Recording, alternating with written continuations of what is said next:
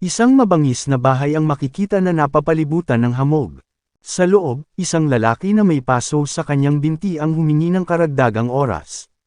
Sa kanyang harapan, isang lalaking mukhang mafioso, ang sumunog sa kanya, ay nagsabi na kung may utang sa kanya, dapat nilang ibenta ang kanilang mga organo upang magbayad. Ang baliw na lalaki na may galos sa kanyang mata ay nagsabi na ang lalaki ay kailangang makaramdam ng higit na sakit.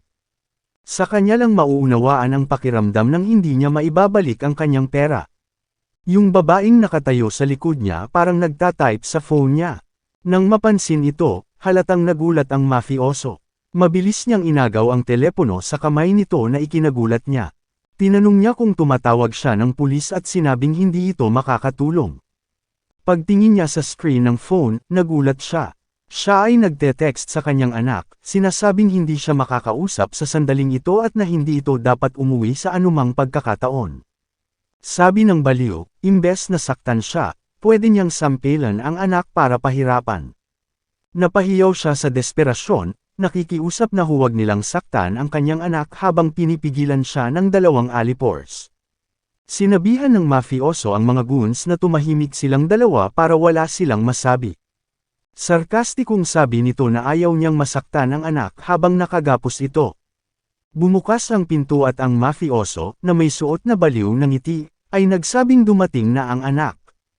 Isang batang lalaki na naka-school uniform at backpack ang nakahawak sa doorknob, handang buksan ito. Mukha siyang ninas, baka malungkot pa. Dahan-dahan, nagsimulang bumukas ang pinto. Ang ina, na nakabusaw at nakagapos, sa isip ay nagmamakaawa sa kanya na huwag pumasok. Halos kalahati ng pinto ay bukas at ang tensyon ay pumupuno sa hangin. Binuksan ng bata ang pinto at walang nakitang tao, dahil ang mga armadong alipors ay nagtatago sa likod ng mga dingding. Kalmado, tinanggal niya ang kanyang sapatos at ibinaba ang kanyang backpack habang papasok siya sa bahay. Tahimik siyang naglalakad sa bahay na nakamedyas. Inaatake siya ng isang pulang buhok na alipors gamit ang isang paniki mula sa likod ng dingding. Direktang damapo ang suntok sa likod ng ulo ng bata. Nakita ito ng kanyang ina at nagsimulang umiyak, walang magawa. Napagtanto ng alipors na biglang hindi na gumagalaw ang paniki. Biglang, ang bata ay damapo ng isang malakas at tumpak na suntok sa mukha ng alipors. Ang lalaki ay bumagsak sa sahig na lubhang nasugatan, at lahat ay nakatingin sa gulat. Habang tinatamaan sila ng realization, natulala sila sa nangyari. Takot na takot ang white-suited mafioso at nagtataka kung ano iyon. Nagpalabas ng malakas na aura, tinitigan siya ng bata na may nakakuyom na kamao. Inutusan ng amo ang kanyang mga tauhan na ibagsak ang bata ng mabilis. Naiwasan niya ang isang hampas mula sa isang paniki na umindayog sa likuran niya. Pagkatapos ay pinalo niya ang isang matigas na suntok sa tadyang ng isang lalaki. Napakalakas ng tama kaya nabali nito ang mga buto ng kalaban. Ramdam ng lalaki ang impact, tumalsik ng laway, tuluyang natulala at sa sakit. Muling hamampas ang bata sa parehong lugar, na nabasag pa ang mga tadyang ng lalaki. Sumisigaw sa sakit, ang mukha ng lalaki ay napalitan ng nakakakilabot na ekspresyon ng desperasyon. Nakita ng bata ang isang sipa na nagmumula sa isa pang kaaway. Iniiwasan niya ito ng matalim na reflexes. Bilang tugon, sinipa niya ang tuhod ng lalaki, kaya napasigaw siya sa sakit at hapdi. Isang blonde na thug ang sumusubok na salakayin siya mula sa likuran gamit ang isang upuan. Direktang damapo ang tama sa ulo ng bata. Tinitigan niya ang blonde na parang hindi niya ito nararamdaman. Takot na takot ang tulisan nang makitang nabasag ang upuan at nakatayo pa rin ang bata. Sa isang iglap, ang blonde ay itinapon sa buong silid, bumagsak sa isang pader, na nagulat sa amo. Dahil sa takot at pagkabigla, nagtanong ang mafioso kung ano ang impyerno ng bagay na ito. Naglabas siya ng kutsilyo at may mali siya ang tingin sa mga nakatali na bihag. Mapanuksong tinanong niya ang bata kung kaya pa ba niyang maglakad ang tatay niya matapos siyang bugbugin. Biglang may sumulpot na bakal sa harap mismo ng katawan ng amo na ikinagulat niya. Diretsyong binasag ng bata ang bagay sa mukha ng lalaki. Nakikita ng kanyang mga magulang ang lahat at natulala sa kanilang nasaksihan. Ipinakita sa amin ang ulo ng kalaban na nakaimbed sa dingding. Sa kabilang banda, sinabi ng mafioso na ang kanyang leeg ay talagang masakit, sinabi sa isang tao na tumawag sa 119 at nagtatanong kung may naroon pa. Galit siyang sumigaw kung walang natira, at nakita namin na natalo ng bata ang lahat. Nakahinga ng maluwag ang bata, nakabawi sa laban. Pinagmamasdan siya ng kanyang ama habang nakapikit ang kanyang ina, bahagyang nakahinga. Kinaligan ng bata ang kanyang mga magulang pagkatapos. Tinanong niya sila kung ayaw nilang makipag-away siya, kung gayon hindi sila dapat maging mahirap.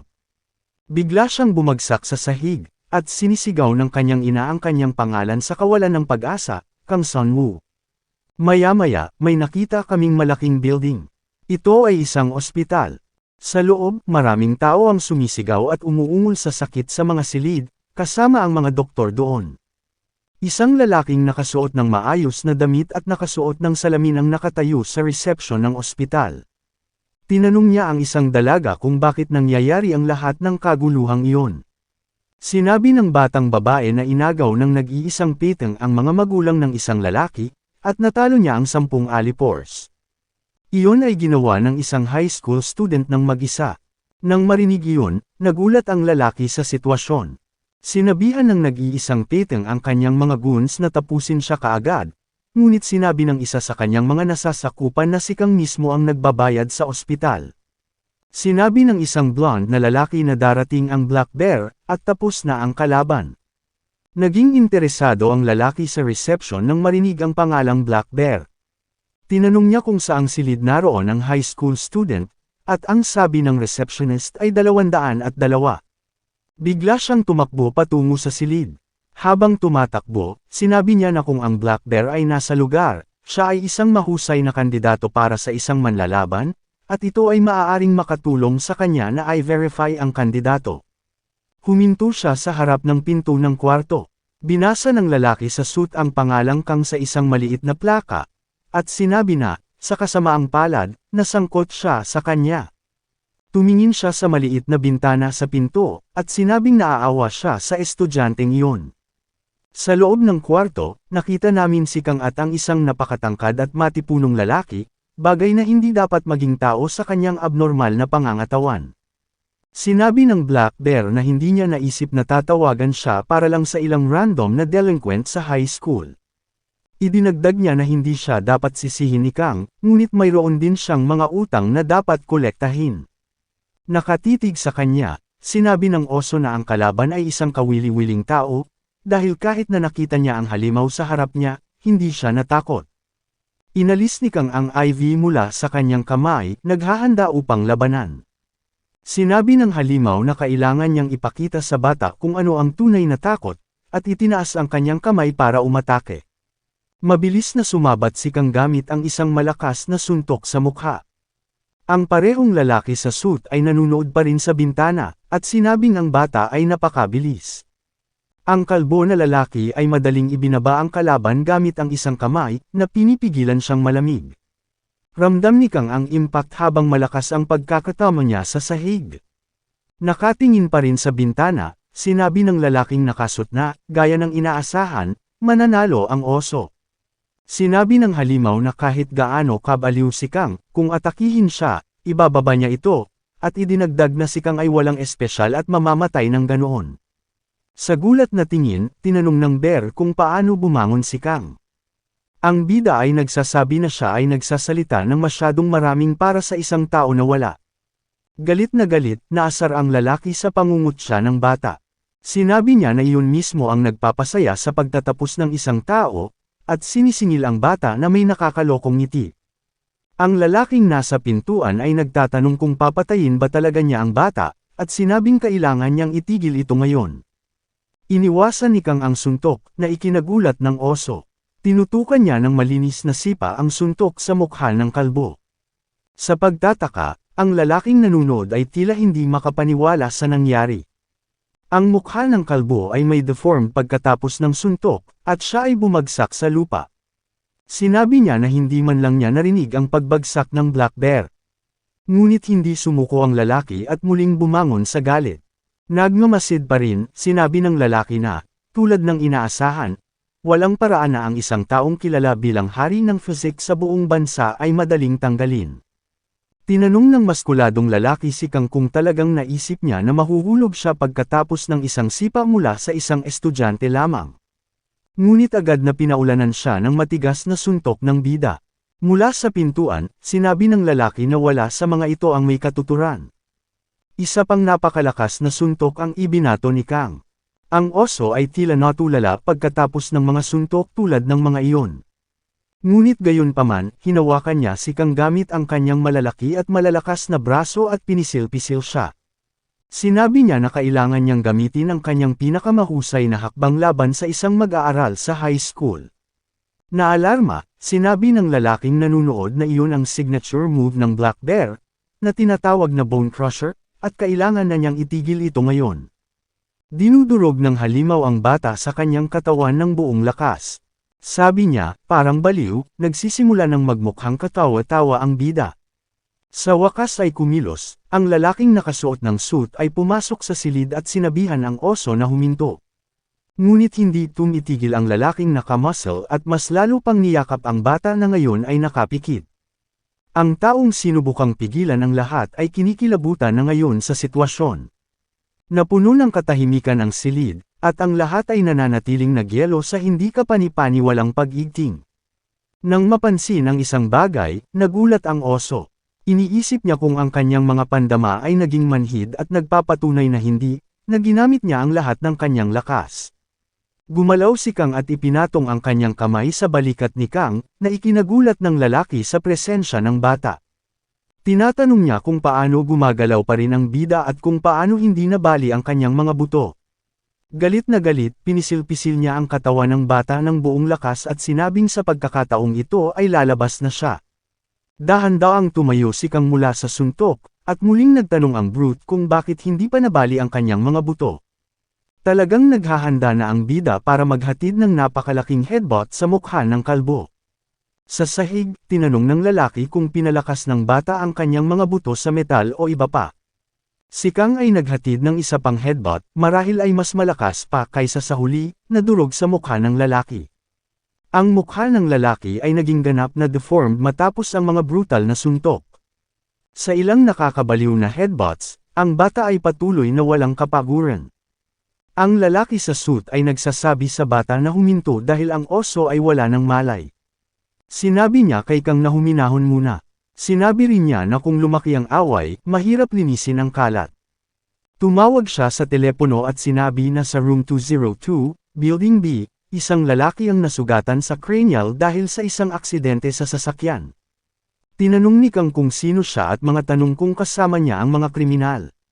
Seryoso, sinasabi ng lalaki na kung ganoon ang mga bagay, gusto niyang magmungkahi ng isang uri ng pakikipagsosyo sa pangunahing tauhan. Tinanong agad ni Kang kung anong klaseng kalokohan ang sinasabi ng lalaki. Pumasok sa silid ang ilang taong nakasuot ng kakaibang damit at may dalang kahinahinalang kagamitan. Lahat ay nakatingin sa katawan ng Black Bear na nakahandusay sa lupa. Tinanong nila ang angkop na lalaki kung dapat nilang tapusin ito. Tinanong ng lalaki ang isa sa mga taong may kakaibang pananamit kung maaari nilang ipalagay na ang oso ay hindi na magkakaroon ng malay sa ngayon, at sinabi nilang magsisimula na sila. Pinapanood lang sila ni Kang na tahimik na nagtatrabaho at nagtatanong kung ano ang nangyayari. Mukhang naiinis siya sa sitwasyon, halatang hindi niya naiintindihan ang alinman dito. Nag-abot ng card sa bata, sinabi ng lalaking nakasot na ang contact doon ay isang taong maaaring magbigay sa kanya ng hinahanap niya. Kinuha ni Kang ang card at tiningnan ito, nalilito pa rin sa buong sitwasyon. Sinabi ng lalaki na ang kailangan lang gawin ni Kang ay ipaglaban ang pinaglilingkuran niya, at sa card ay nakikita natin ang ilang uri ng simbolo na may syringe. Dinurog ni Kang ang card at sinabihan ang lalaki na pumunta sa impyerno, malinaw na asar sa lahat ng nangyayari. Tumayo siya at lumabas, itinapon ang card sa basurahan, at sinabing hindi siya interesadong kumita ng pera sa pamamagitan ng pakikipaglaban. Sa kanyang pag-alis, iniisip niya kung anong uri ng panloloko ang sinusubukang hilahin ng lalaki sa kanya. Habang pinapanood siyang lumalayo, sinabi ng lalaki na ang bata ay may mabuting pagpapasya, ngunit ang gayong pag-iisip ay madaling magbago anumang oras. Nang maglaon, sa banyo, hinuhugasan ng bida ang kanyang mukha pagkatapos ng matinding laban. Aniya, kahit magulo ang kanyang buhay, gusto pa rin niyang matupad ang pangarap ng kanyang ina, na para lang hindi siya makipag-away. Isang lalaking naka-brown coat, na malamang na ama ng bata, ang nagbukas ng pinto ng banyo at nagtanong kung ano ang ginagawa niya doon. Nasa may pintuan pa rin, tinanong ng lalaki kung saan sa tingin ni Kang siya pupunta sa ganoong kondisyon. Tinanong ng bata kung ano ang ibig niyang sabihin sa kondisyong iyon. Galit na tinanong ng bata kung sino sa tingin niya ang may pananagutan sa kondisyong iyon. Tinanong niya ang kanyang ama kung hindi ba siya naging kampyon sa boxing at kung bakit wala siyang nagawa, kung paano siya nauwi sa malaking utang. Si Kang, galit pa rin, ay nagsabi na ang kampyon ng lalaki ay napakahusay para sa isang lokal na gym, at hindi niya alam kung bakit siya sinipa sa pambansang koponan. Tinapos niya ang kanyang galit na pananalita sa pagsasabing mas mahalaga ang walang kwentang pagmamataas ng kanyang ama kaysa sa kalusugan ng kanyang ina, na may sakit at mahina. Nanatiling tahimik ang lalaki. Sa kanyang pag-alis, sinabihan siya ng kanyang ama na huwag isipin ang pag-alis sa ospital. Nakatayo pa rin at nakatingin sa pinto, sinabi ni Kang na kinasusuklaman niya ang lahat ng ito. Biglang nahihilo ang bata, bumagsak siya sa lupa at sinabing masakit ang kanyang ulo. Sa palagay niya ay hindi pa siya gaanong natutulog, ngunit idinagdag niya na sa tuwing nakikita niya ang kanyang ama, palaging sumasakit ang kanyang ulo. Sa isang malungkot na ekspresyon, sinabi niya sa kanyang sarili na napupuot siya sa kanyang ama, na ang matanda ay halos hindi magdadala ng anumang pera sa bahay at palaging may malalaking pinsala. Sinabi ni Kang na yuyuko ang kanyang ama sa mga magulang ng mga bully na binugbog niya, at ayaw niyang umasa sa kanya para sa anumang bagay. Sinabi ng bata na ayaw niyang maniwala na sa tingin ng kanyang ama ay ginawa niya ang lahat ng kailangan niyang gawin, ngunit tila mas lalo lang siyang nahuhulog sa isang butas. Sinabi niya na, bilang isang mag-aaral sa high school na hindi man lang makasakay sa isang bangkang pangisda, imposibleng baguhin ang kanyang buhay, at hindi rin siya makakakuha ng sapat na pera upang matugunan ang pang-araw-araw na gastusin sa bahay. Nakita namin ang isang grupo ng mga kabataang lalaki na tumatawag sa kanya upang maglaro, at tumakbo si Kang na nagsasabing abala siya. Pagkatapos, sa kanyang mga alaala, nakita niya ang ilang mga lalaki na binasag ang kanyang motorsiklo, na nagsasabing siya ay sira. Dahil sa mga late-night bully na ito, lalo lang lumala ang mga utang ng kanyang ama. Hindi rin daw siya makakaalis ng bahay dahil ayaw niya at hindi niya kayang iwan ang kanyang ina. Nagtatapos siya sa pagsasabing ang kanyang buhay ay isang ganap na bulo. Sunod, nakita namin si Kang na nagising sa isang stretcher na nakasuot ng damit ng pasyente. Iniisip niya kung nahimite na naman siya, at nang ilipat siya ng mga ito sa ibang kwarto. Kinuha niya ang kanyang telepono, iniisip niya kung gaano na siya katagal doon. Nakita niya ang isang mensahe mula sa kanyang ama at nakita niyang kakaiba ito.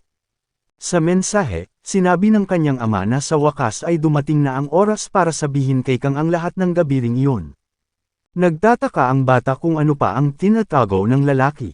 Pagkatapos nito, naghahanap siya ng mga mensahe mula sa kanyang ina. Tinatawagan niya ito, naghahanap ng balita tungkol sa kanyang pinakamamahal na pamilya. Kapag sumagot ito, tinanong niya ang ginang kung okay ang lahat.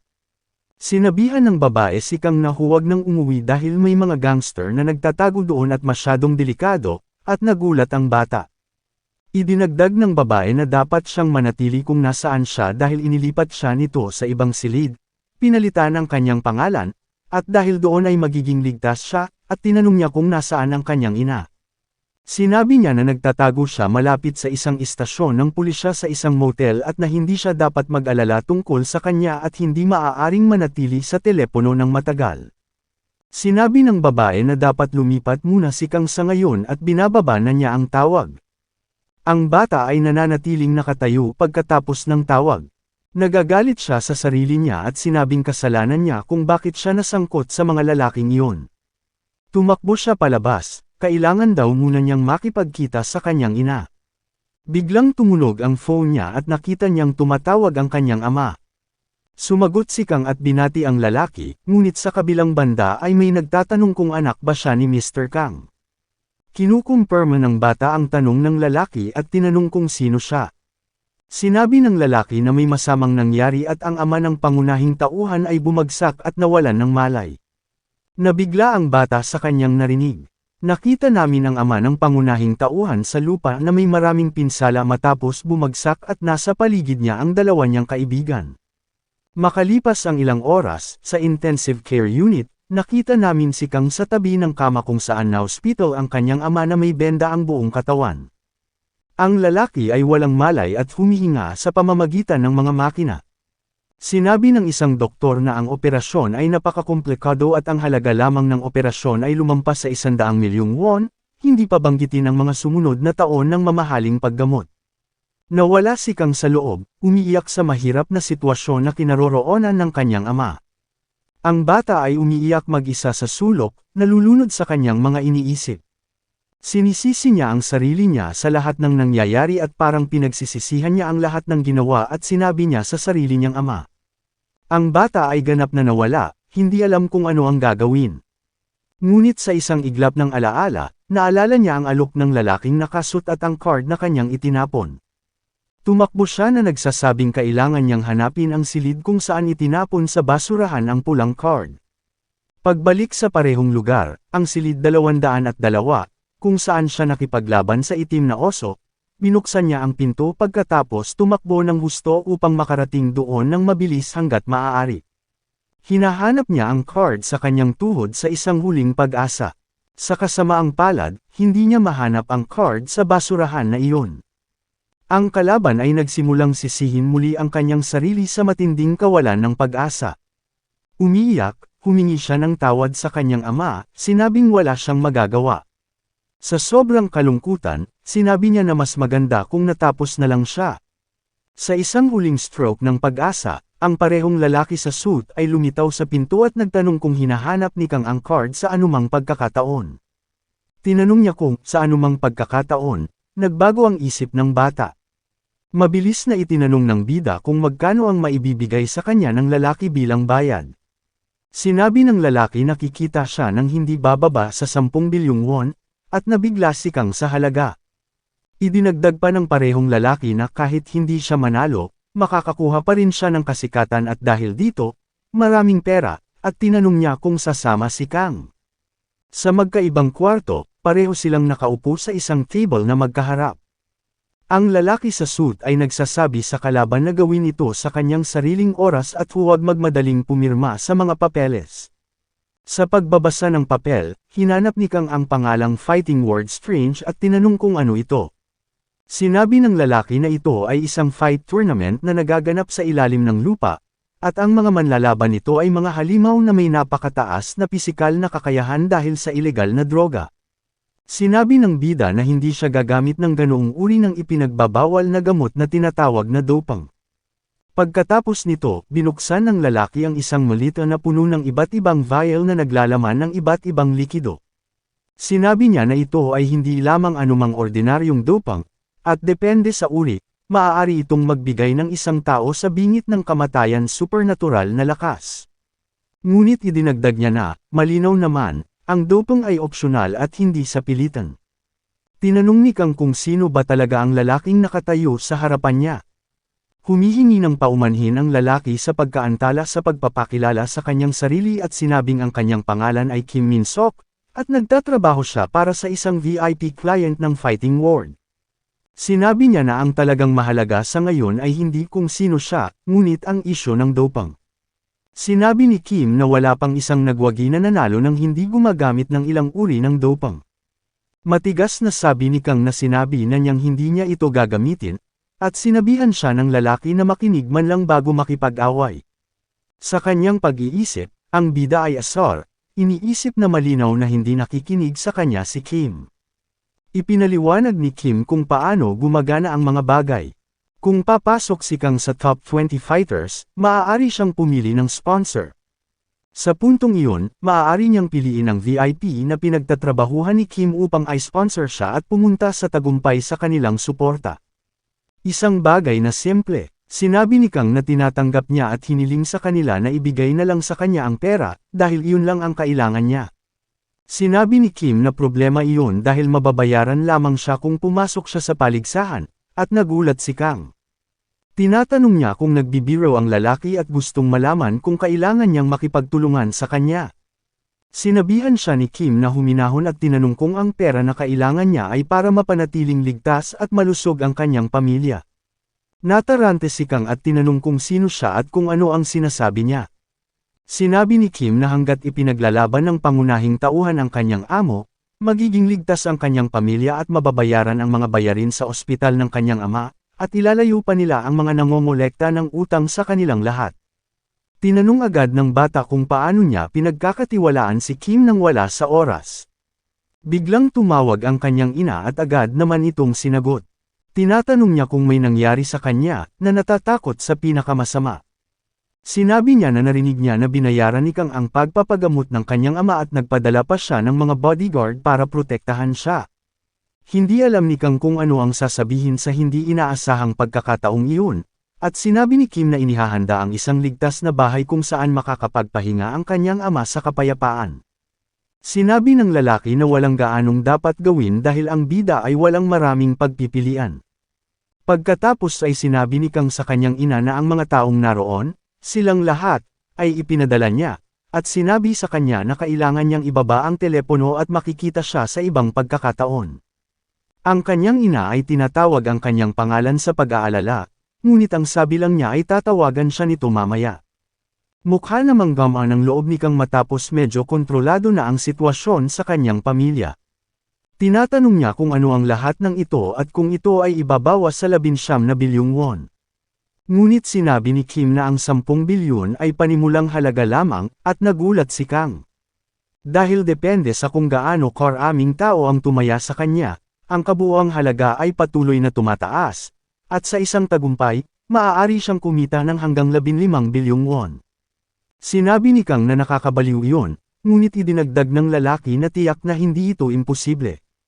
Sinasabi rin niya na para sa mga high-level fighters, ang halagang iyon ay talagang mababa. Laking gulat ni Kang sa narinig.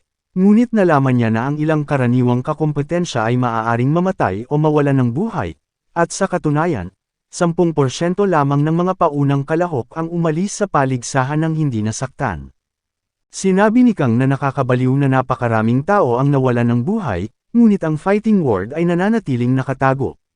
Sinabi ni Kim na tiyak kung bakit ito ay isang lihim na paligsahan, dahil kahit na ang mga taong namamatay ay nakatago, at si Kang ay kilabot. Itinuro ang linya, sinabi niya sa bata na pirmahan ang dokumento doon mismo.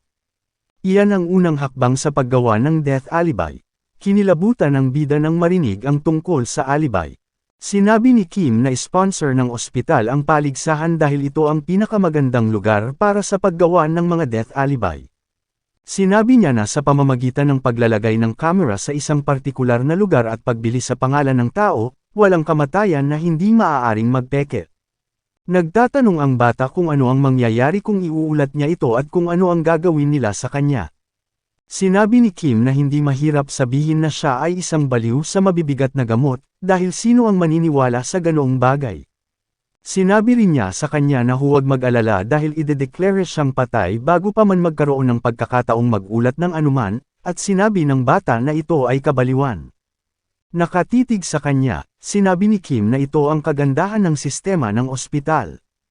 Inulit niya na ito ay isang pagpipilian lamang para sa pangunahing tauhan, si Kang Sian-woo, at tinanong niya kung siya ay pipirma ng may nakakumbinsi na tingin sa kanyang mukha.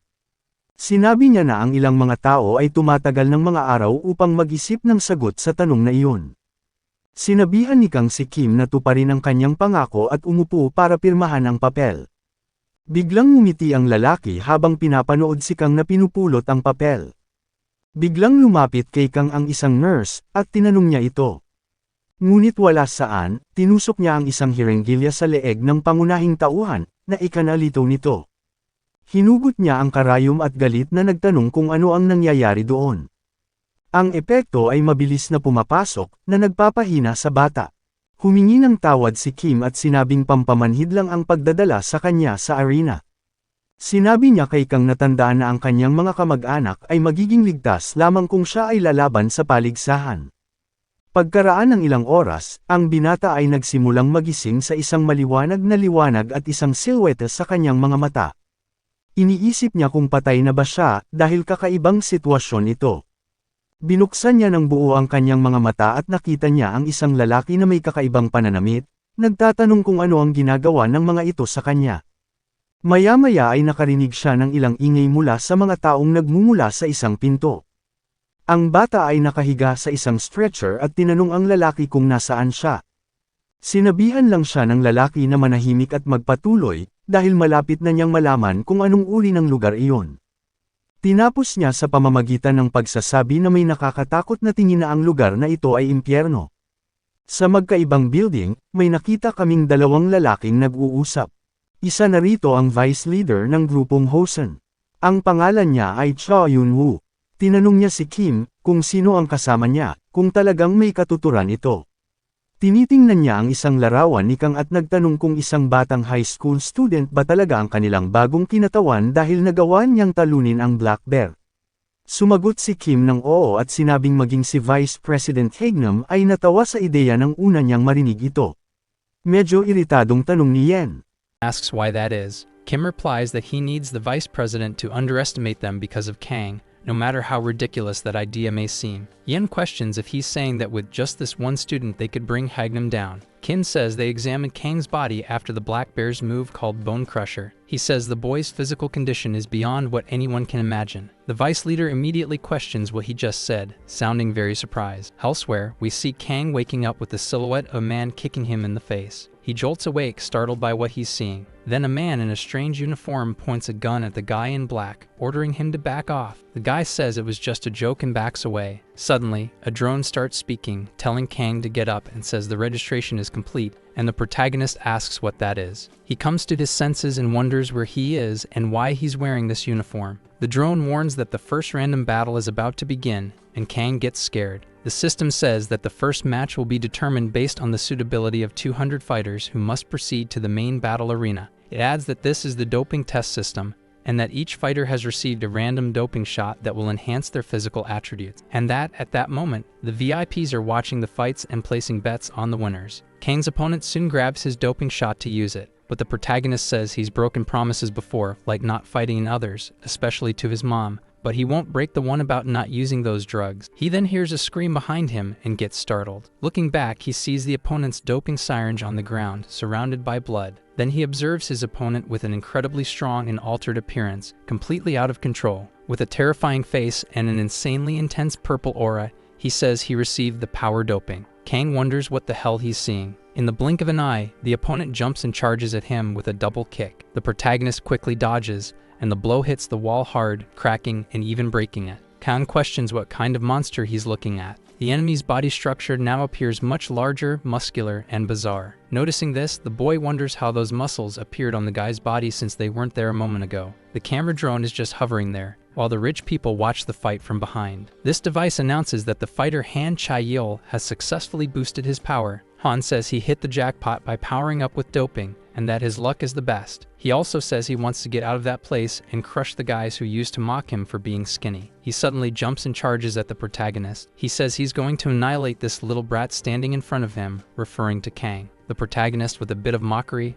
punches him in the face. Kang assumes a boxing-like stance and gets ready to fight. Han asks if the protagonist is joking with him and says Kang is looking down on him with contempt. The protagonist notices that his reaction speed is high but still wasn't increased by doping. He says he should approach slowly and create an opening to attack. Suddenly, Han leaps at the protagonist with great speed, catching him off guard. The guy lands a clean hit on Kang's head, slamming him face first into the ground. He says he can't afford to slip up or leave openings when fighting a monster like that. Kang tries to kick him from a strange position, but Han notices and puts on a sarcastic smile. He then lands a direct hit, sending the boy flying. Kang clearly felt those two hits, judging by the pained look on his face. Han grabs the boy's leg midair. He says there's no need to read the kid's movements. He'll just use pure brute strength to defeat him. The monster, holding Kang with one hand, slams him into the ground with full force. The protagonist ends up completely bruised after the series of heavy hits. Han laughs at the boy and says he's breaking his spirit. He gets ready to jump and says he wants to see how much a person can be shattered. He jumps with such strength that he even cracks the ground. In midair, the guy says none of his bastard opponents will make him leave. With a psychotic expression, he says that won't happen, because now he is the king. And with that, he comes crashing down with a powerful kick on the protagonist, who had no way to defend himself. Han says the best part of breaking people is definitely the ribs. He keeps his foot pressed on Kang, who lies helpless on the ground. In a flashback of Kim's conversation with the deputy chief, we see the conclusion where the man says Kang's bone structure is 10 times stronger than a normal person's. The boy suddenly returns to the fight by grabbing Han's foot, which startles him. The kid lands a clean kick to the opponent's chin, making him stumble. He quickly tries to retaliate by grabbing Kang's leg, but the student doesn't allow it and escapes in a swift motion. He immediately jumps back, creating distance from Han. Han asks how he's able to do that without even using doping, then assumes it must be the effect of his own doping starting to fade. Kang soon realizes that his opponent's stamina and energy are decreasing as the fight progresses. He comes up with a plan to keep his distance and throw quick punches focused on the opponent's face. Kang moves in cautiously. Han notices and tries to attack, thinking the protagonist is charging in without a strategy. The protagonist dodges a strike by ducking with agility and speed. He quickly lands a fast punch to the guy's face, catching him by surprise. Even so, the opponent tries to hit him in the torso with his other hand, but Kang sees it coming, dodges again with precision, and lands another punch to the guy's face. Han staggers backward, shocked by the strength and speed of the blows. Without time to think, he takes another hit to the face. He can't understand what's happening because he can't grasp the protagonist's speed. The boy soon notices he's got a great opening to land a powerful strike. He prepares to deliver an extremely strong punch with his right hand, but Han stops him and grabs him with both hands in a quick move. He says he's got him, and that this is so much fun. He didn't even realize he let Kang hit him on purpose, but the boy says he also let himself be caught. Han asks what he's talking about. Kang asks if he knows how kangaroos hold their targets before delivering a powerful blow, and in the blink of an eye, he kicks with both feet together into the guy's face. It ends up disfiguring the boy's face. He falls backward, unable to defend himself. He says he can't feel his own body and wonders what's happening. The guy gets pissed at his own body for not being able to react. He can't understand how he's being beaten by some random guy who didn't even use doping.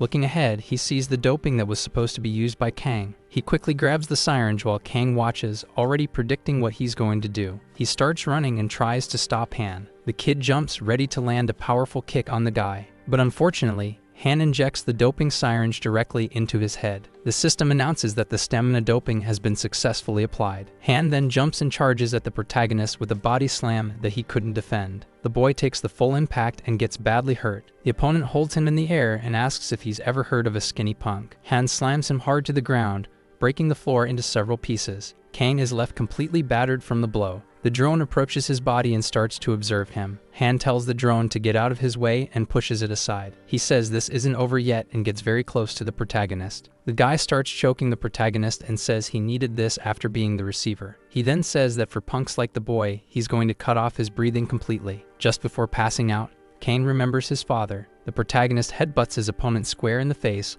leaving him stunned on the floor. The drone announces that the game is over for the player who lost the fight. Then we see Kim and the vice leader watching the end of the fight and questioning how Han was finished off. Kim says he actually died after injecting a large amount of doping into his body. He explains that the survival rate from mixing two dopings is at most 0.05%. From the moment Kang defeated Han with the power doping, and the guy injected the stamina doping directly into his own head, he was destined to lose that fight. The vice leader admits that Kim is lucky because the opponent basically signed his own defeat. The guy says maybe it's luck, but he doesn't think that's the right word for this situation, because Kang's body is very strange. The vice asks if it's not just because his bones don't break easily, knowing that this place is full of monsters with incredible abilities. Kim says that with the dopings they have, they can enhance muscles, organs, hormones, and other things. But there's something they can't enhance, which are the bones, and that definitely, there's something secretly special about Kang. The vice says it's clear that Kang is one of the ones who passed and will move on to the next round, and asks what the next step will be. Kim says that ever since he passed the doping test, he's been receiving urgent medical treatment, and after that, he'll meet the monsters who also survived and moved on to the next stage. People who might have acquired all kinds of powers in that place. In the fighting ward training room, we see Kang sitting on a machine. He looks a little confused about the situation. Kang is torn up, wondering if Han really died because of him. He says no, he just wanted to knock him out, and that otherwise, he would have been the one finished off by his opponent. But the boy remembers that he's the only one who can save his father and mother. The same drone from before returns in front of him and stops to observe. The device starts speaking, saying that participants who pass the round must head to the hall. A guy who's there says that if he follows the guide, it will clear all his doubts and Kang will be fine. He says all the drones are equipped with lethal weapons and that he shouldn't try anything reckless. Kang starts walking, following the guide through the hallways. He wonders what kind of place this is. He says it must be an underground location that, in any case, has no way out. He gets a little pissed because he wishes he had a chance to call his mom and check how she's doing. The guy remembers that Kim's last promise was that the protagonist's family would stay safe as long as he joined the fighting ward. He says the fights aren't what he imagined, and the people here are way too strong. Monsters. At least all the street thugs here are at that level, but the worst monsters will all be gathered in one place. The guide announces that the main hall door is now open. When the door opens, he enters and sees a bright flash. Several drones are in the air and begin to observe him. One of them says that all players are present in the main hall, and that the game will begin with 124 participants. With that, we see various different people of all sizes and styles in the same place, all capable fighters. The system says the opening summary will be short and that it will play on the monitor ahead. Kang looks at the guys and says they're all monsters. He adds that they're on a whole different level compared to the kid he fought in the first round. The young man says he shouldn't get into pointless fights and just wait for the official matches. A man next to him calls out and asks how he ended up there, then asks if he doesn't want to have a little fight with him. Kang says he should have taken off his school uniform and hopes the summary starts soon. Some guys say they heard Kang won his fight because his opponent overdosed, and a man says then he must not be using any doping at all. They say that judging by his uniform, the rich people watching Fighting Ward must be having fun betting on him, expecting a pathetic show. One guy says maybe they should have a little fun with the kid. One of the men tells him to keep his head down, walk quietly, look to the sides, and not make eye contact. Kang ignores it and keeps walking but is called out by someone else. A tall man says he has a few questions for the boy before everything begins, and the kid gets pissed because he doesn't want trouble. The man says that if Kang doesn't answer, he'll take him down. The boy realizes that to survive among maniacs, he also has to be a crazy guy. Both quickly attack each other, but suddenly, someone interrupts them by sticking his arm out in front. The tall guy asks what that's about. We see that the man who stopped them is wearing glasses and has brown hair, apparently in his 30s. The darker-skinned guy grabs his arm in a threatening tone. With an evil smile, he asks what the guy's going to do now. They both start emanating a powerful aura, and the man with glasses says that Kang is just a student. He quickly pulls his arm out of the guy's grip, surprising him a bit. He asks if the Four Eyes is really going to fight him, just over some random little kid. Kang says he's not going to do anything, but he can't keep putting up with the insults. The guy keeps asking if he really wants to die for a mere student. Kang gets ready to attack and says he couldn't just stand still anymore, but he suddenly gets scared by something. We see that one of the drones has eliminated the dark-skinned guy. The system announces that the summary is about to begin and that anyone who causes damage outside the designated fight schedule will be executed immediately by one of the drones present. Kang is shocked at how easily they kill people without even warning and wonders how they expect him to survive in a place like this. The summary begins, and a being congratulates those who managed to survive. The figure says the doping test round is complete, but it was just a casual event, and as they continue surviving, there will be fewer eliminations. But for now, losing any round results in elimination from Fighting Ward. And by elimination, he says it means being rendered incapable of fighting in any situation. He also says the main reason most of them are there is the prize of 10 billion won that will be awarded. Upon hearing this, everyone starts cheering excitedly about the money. Kang says that with all that money, his family could finally start living like normal, decent people. The man adds that unfortunately, only one person will be able to win the prize, but they shouldn't be disappointed, because if they reach the top 16, they'll receive 5% of the amount bet on them by the VIPs. The guys get excited about the idea of winning that money. Each player will have the right to a camera recording them so they can introduce themselves. The VIPs will watch each player's channel and place their bets based on the people.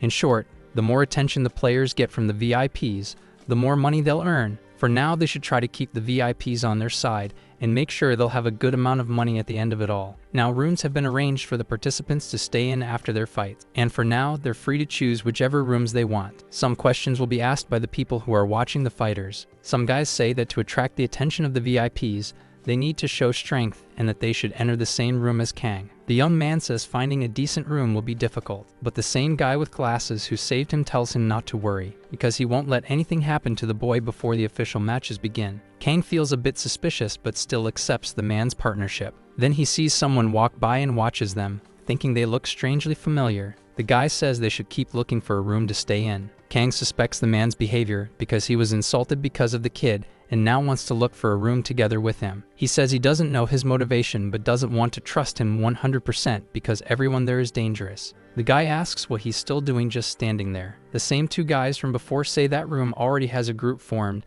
and that they want to go to the same place as Kang. They say it's better to go to a nearby room since the guy seems like one of the main members the VIPs will be interested in. But maybe being in the same room is dangerous, so being nearby would be good because they might show up on a popular channel among the rich. That's because guys with big muscular bodies attract the rich gamblers. In another room, we see three tall and very muscular men together. Suddenly, a simple-looking guy with blonde hair and a jacket walks into the room. He closes the door and stays inside. He says it looks like a good room, and the guys are surprised by that statement. The men there stand up in a threatening tone, and the guy simply asks if they can get out of his way. One of them says the camera isn't even there, and still he had the guts to shut the door. Attacking the blonde guy, he says he's asking to be killed. The man just uses 2 fingers to counterattack. He dodges and lands a clean hit on the dark-skinned man's jaw, who is defeated easily by it. The other 2 guys in the room are shocked by what they just saw. The blonde guy asks if anyone else wants to greet him. Both men hesitate and look scared. The guy says it's better they stay quiet just as they are. He says the person he wants to greet is someone else,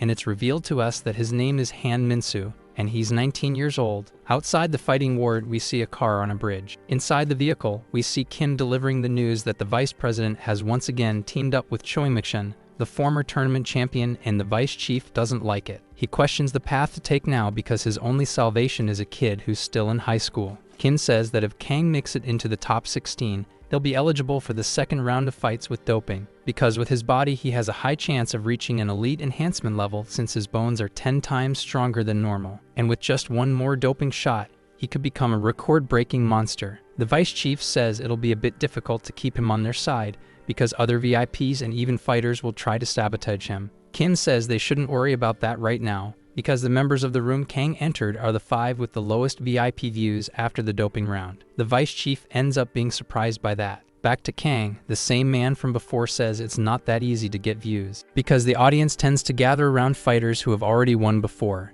and that's not exactly helpful. We see the only female fighter in the fighting ward, Amanda Groch, who is 23 years old and fights using capoeira and jiu-jitsu, but her chances of winning are low. We also see the smallest fighter in the competition, Kim Minho, who is 25 and a boxer. And the last one with them is a very strange guy named Minho, who is 28. Minho is lying on the ground saying someone should help him while he tries to lick his own elbow. Suddenly, 5 drones enter the room. The 4-eyed guy says the drones have started recording. They need to attract the VIP's attention in that room to make money. He starts flexing his muscular arm. Then he jumps and begins doing push-ups using only his fingers, with his body elevated. He keeps going while counting 1, 2. Kang isn't really sure what to do in that situation. He quickly looks over at Amanda. She gets ready and points a finger at the floor. She presses her finger into the ground with a lot of force, and Kang is impressed. Then she starts to get into a rather strange position. Soon she's in the same position as the 4-eyed guy, but with only 1 finger on the ground. The boy is surprised because she can lift her own body weight with 1 finger and no preparation. Both of them stay there doing push-ups in an impressive display. Minho then says that just showing off strength is for idiots, and then gets ready. He quickly jumps with an absurd burst of speed. Kang wonders how someone could be that fast. Minho keeps trying to lick his own elbow while saying confusing things. Kang watches the weirdness of everyone around him. He wonders what the hell that is because it's totally crazy,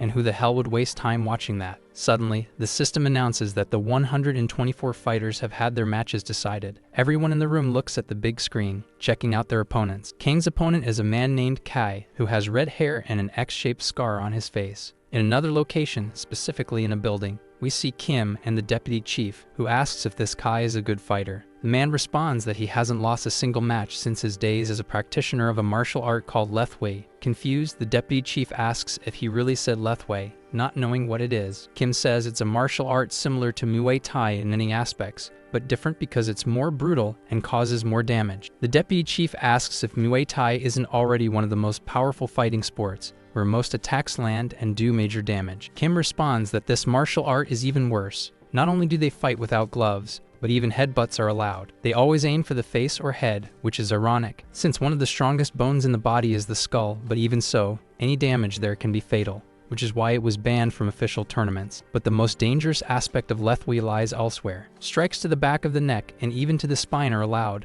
and these hits can kill or leave someone in a vegetative state. Kai demonstrated his real combat experience in fighting ward, and after his professional career, he was exploited by an organization and continues fighting there. The deputy chief asks about this organization, and Kim answers that official ring fights weren't satisfying him anymore. So he started looking for famous street fighters and caught the attention of an organization. The deputy asks if Kang Seonwoo really has a chance to beat him. Kim replies that that's what he's curious to find out, and the deputy is startled by his statement. However, Kang, along with the Black Bear, are the only fighters who've never trained in any martial art. After that, we return to fighting ward and see Kai, who is 28 years old. In the room with 5 fighters where the protagonist is, we see them waking up from capsule-shaped beds. The boy asks how long he was asleep there and notices that his body feels much lighter than usual. He wonders what's going on and finds the situation strange. But he remembers that this isn't random and that he's felt this before. He had already felt like this after the fight he had against the Black Bear at the hospital. He confirms it and says he feels much stronger. The guy with glasses from before says he doesn't need to be surprised. He says his muscles were at their limit and recovered without permanent damage,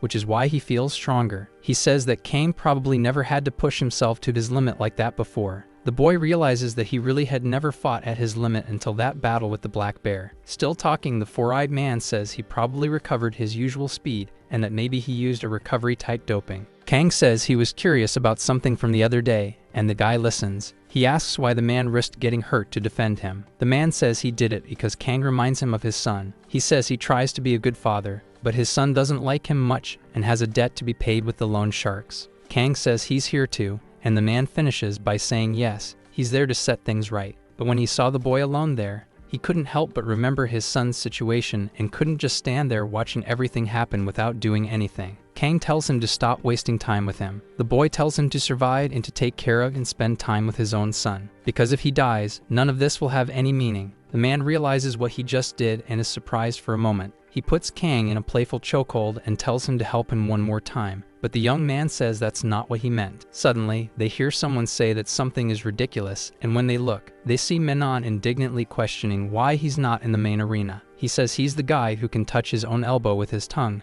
in a tone of pride. Back to the two of them, the man says he thinks the matches with the most views will be broadcast in the main arena, and the rest won't. But there's something strange about that, because for everyone there, except Minho, among those not in the main arena, the opponents of the 4 who are outside, except for the redhead, are some of the most viewed ones because they are well-known monsters. Kang asks if that shouldn't be a good thing. Worried, the man asks what he means by saying it should be something good. The boy says this is the best chance to attract the VIP's attention. The man gets extremely nervous and surprised by what the kid just said. Out of nowhere, Minho starts talking very close to Kang, saying that the main arena isn't just for getting views. Stepping back, the boy is surprised by Minho, who suddenly appeared right in front of him, because it's where the top 16 show up and reveal the real powers that can shake the world. And that means exploring their abilities, and he'd also like to be there. Kang says he wishes he could talk to his mom right now. In another place, we see 3 cars parked in what looks like a warehouse. Inside, we again see the vice chief and Kim in a strange environment with a barrel on fire. The vice chief says he'd rather be watching the fight in the main arena and questions why they're in a place like that. Kim says the location of the fighting ward is secret and only known to organizations, so most likely they want to meet in a hidden spot. The guy says someone other than them has started watching Kang Seonwoo's channel. The vice asks why that suddenly happened. Maybe they're trying to spy on him. Someone behind them says it looks like there's some kind of understanding going on there. We see a woman standing. Her name is Cha Sunjian, and she's 19 years old, the youngest daughter of the Hosen group.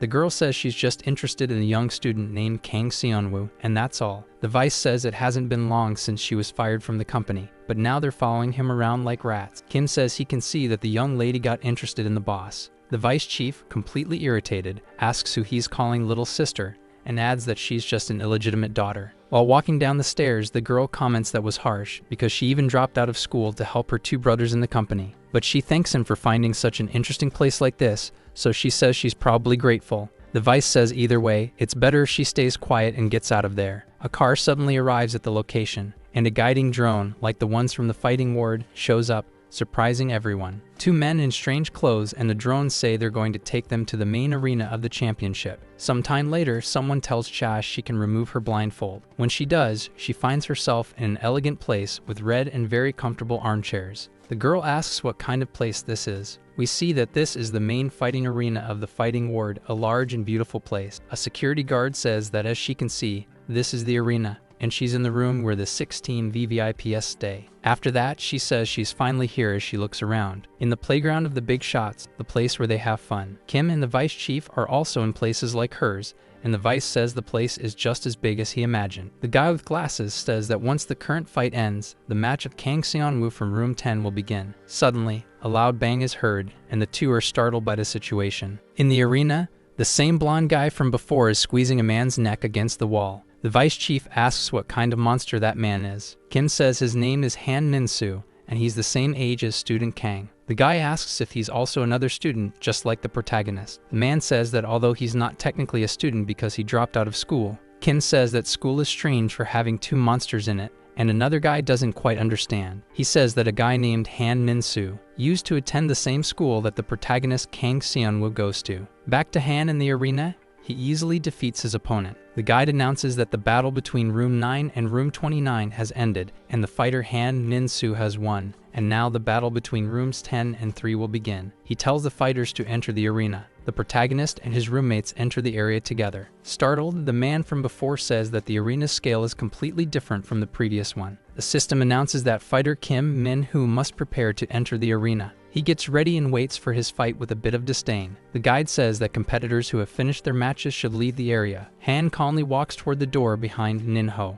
Kang and the other guy are talking, saying that Minho doesn't really seem confident. Suddenly, a rock hits the wall next to Kang, surprising him. He asks where the hell that rock came from. Minho glances sideways at them while maintaining his lazy expression. He says he definitely saw what just happened. He explains that Han was moving casually, and while tilting his head, he threw a rock in Kang Seon-woo's direction. Min says the guy is insane and his speed is off the charts, something that can't even be reported. As he passes by Min, Han calls him out. He asks if the student on his team doesn't seem a bit arrogant, referring to the protagonist. The young man says he doesn't know what he's talking about. Han asks what the hell the kid is talking about, and the boy doesn't really understand the situation. Staring at him, the blonde man says there's nothing else to be done. Quickly, the young man takes a fighting stance and steps away from him. Kang and his team in the stands are confused by what's going on because it was so sudden. Amanda says it wasn't sudden at all, and the man is surprised by her claim. She says the guy can sense even the slightest intent in people, especially those who intend to kill. Han and Min are still frozen in the same position, but suddenly the guy in the jacket simply keeps walking to the door.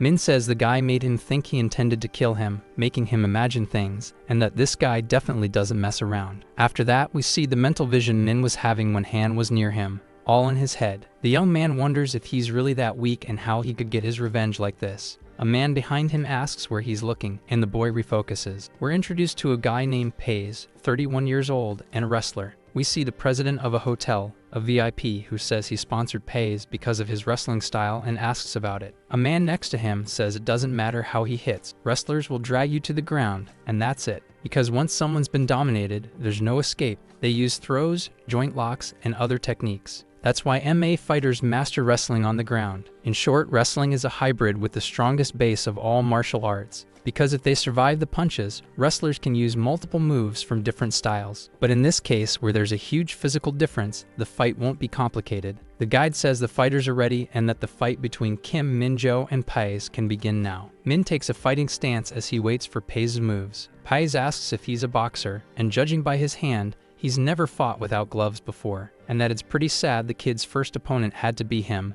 Then he charges forward, but Min counters with a strong punch to the face. The guy is scared and screams in pain with one of his eyes badly injured from the blow. He keeps screaming in fear, probably now blind in his left eye. Min mocks him, asking who he was calling weak. Paze thinks about what to do and tells himself he needs to grab Min quickly since he only has one eye left and now his vision is terrible. He's extremely worried that he can't see. Paze says Min's speed is extremely high, especially on the side where he can't see. The young man lands another powerful punch to Paze's face with his left hand. Right after, he follows up with a right. His strikes are extremely strong. Paze tries to react by grabbing him and calling him a bastard. The young man quickly dodges the grab with unbelievable speed. After dodging, he delivers several strikes all over his opponent's body. Pais realizes that he's also losing vision in his other eye. He can only see a blur of Min punching him hard. In the stands, a guy wonders if the boy is going to finish it right then and there. Amanda says no, and the other two are surprised. She says Pais is starting to block the attacks, and that's true.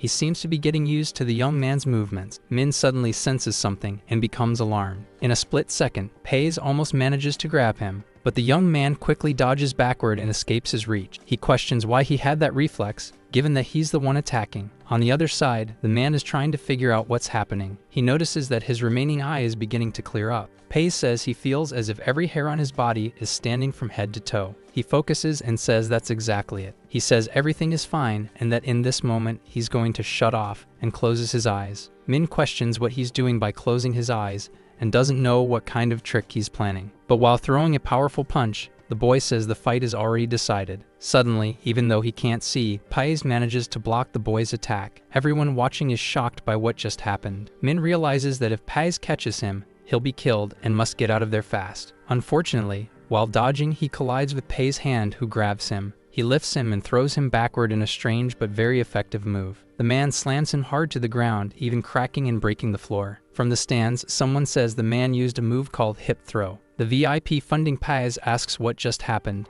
Did he get stronger from being beaten? His subordinate explains that he seems to be losing his sight and gaining a sensory awakening. On the ground, Min looks badly hurt after the throw. Pais says he should thank Min for making him lose an eye, because it allowed him to awaken his true power. Suddenly, he gets hit by a very strong right hook to the face. The boy landed it clean, he wasn't defeated, and the blow struck the man's other eye. He falls backward, screaming in pain and unable to see. The VIP states that even with sensory vision, he can't see without at least one eye. Pais is on the ground screaming in pain. Watching, the man says that Min is very good and held up well even after being attacked. He doesn't know what's happening but thinks it's going well. The subordinate says this can't be reversed because the young man isn't fully conscious right now. Surprised, the VIP asks if the boy really landed that punch while unconscious. We see the boy on the ground with his fist raised, not moving. Amanda says it's best if he regains consciousness soon, before Pais can find Min on the ground even blind. We see the blinded man still standing, feeling the effects of not being able to see. He gets angry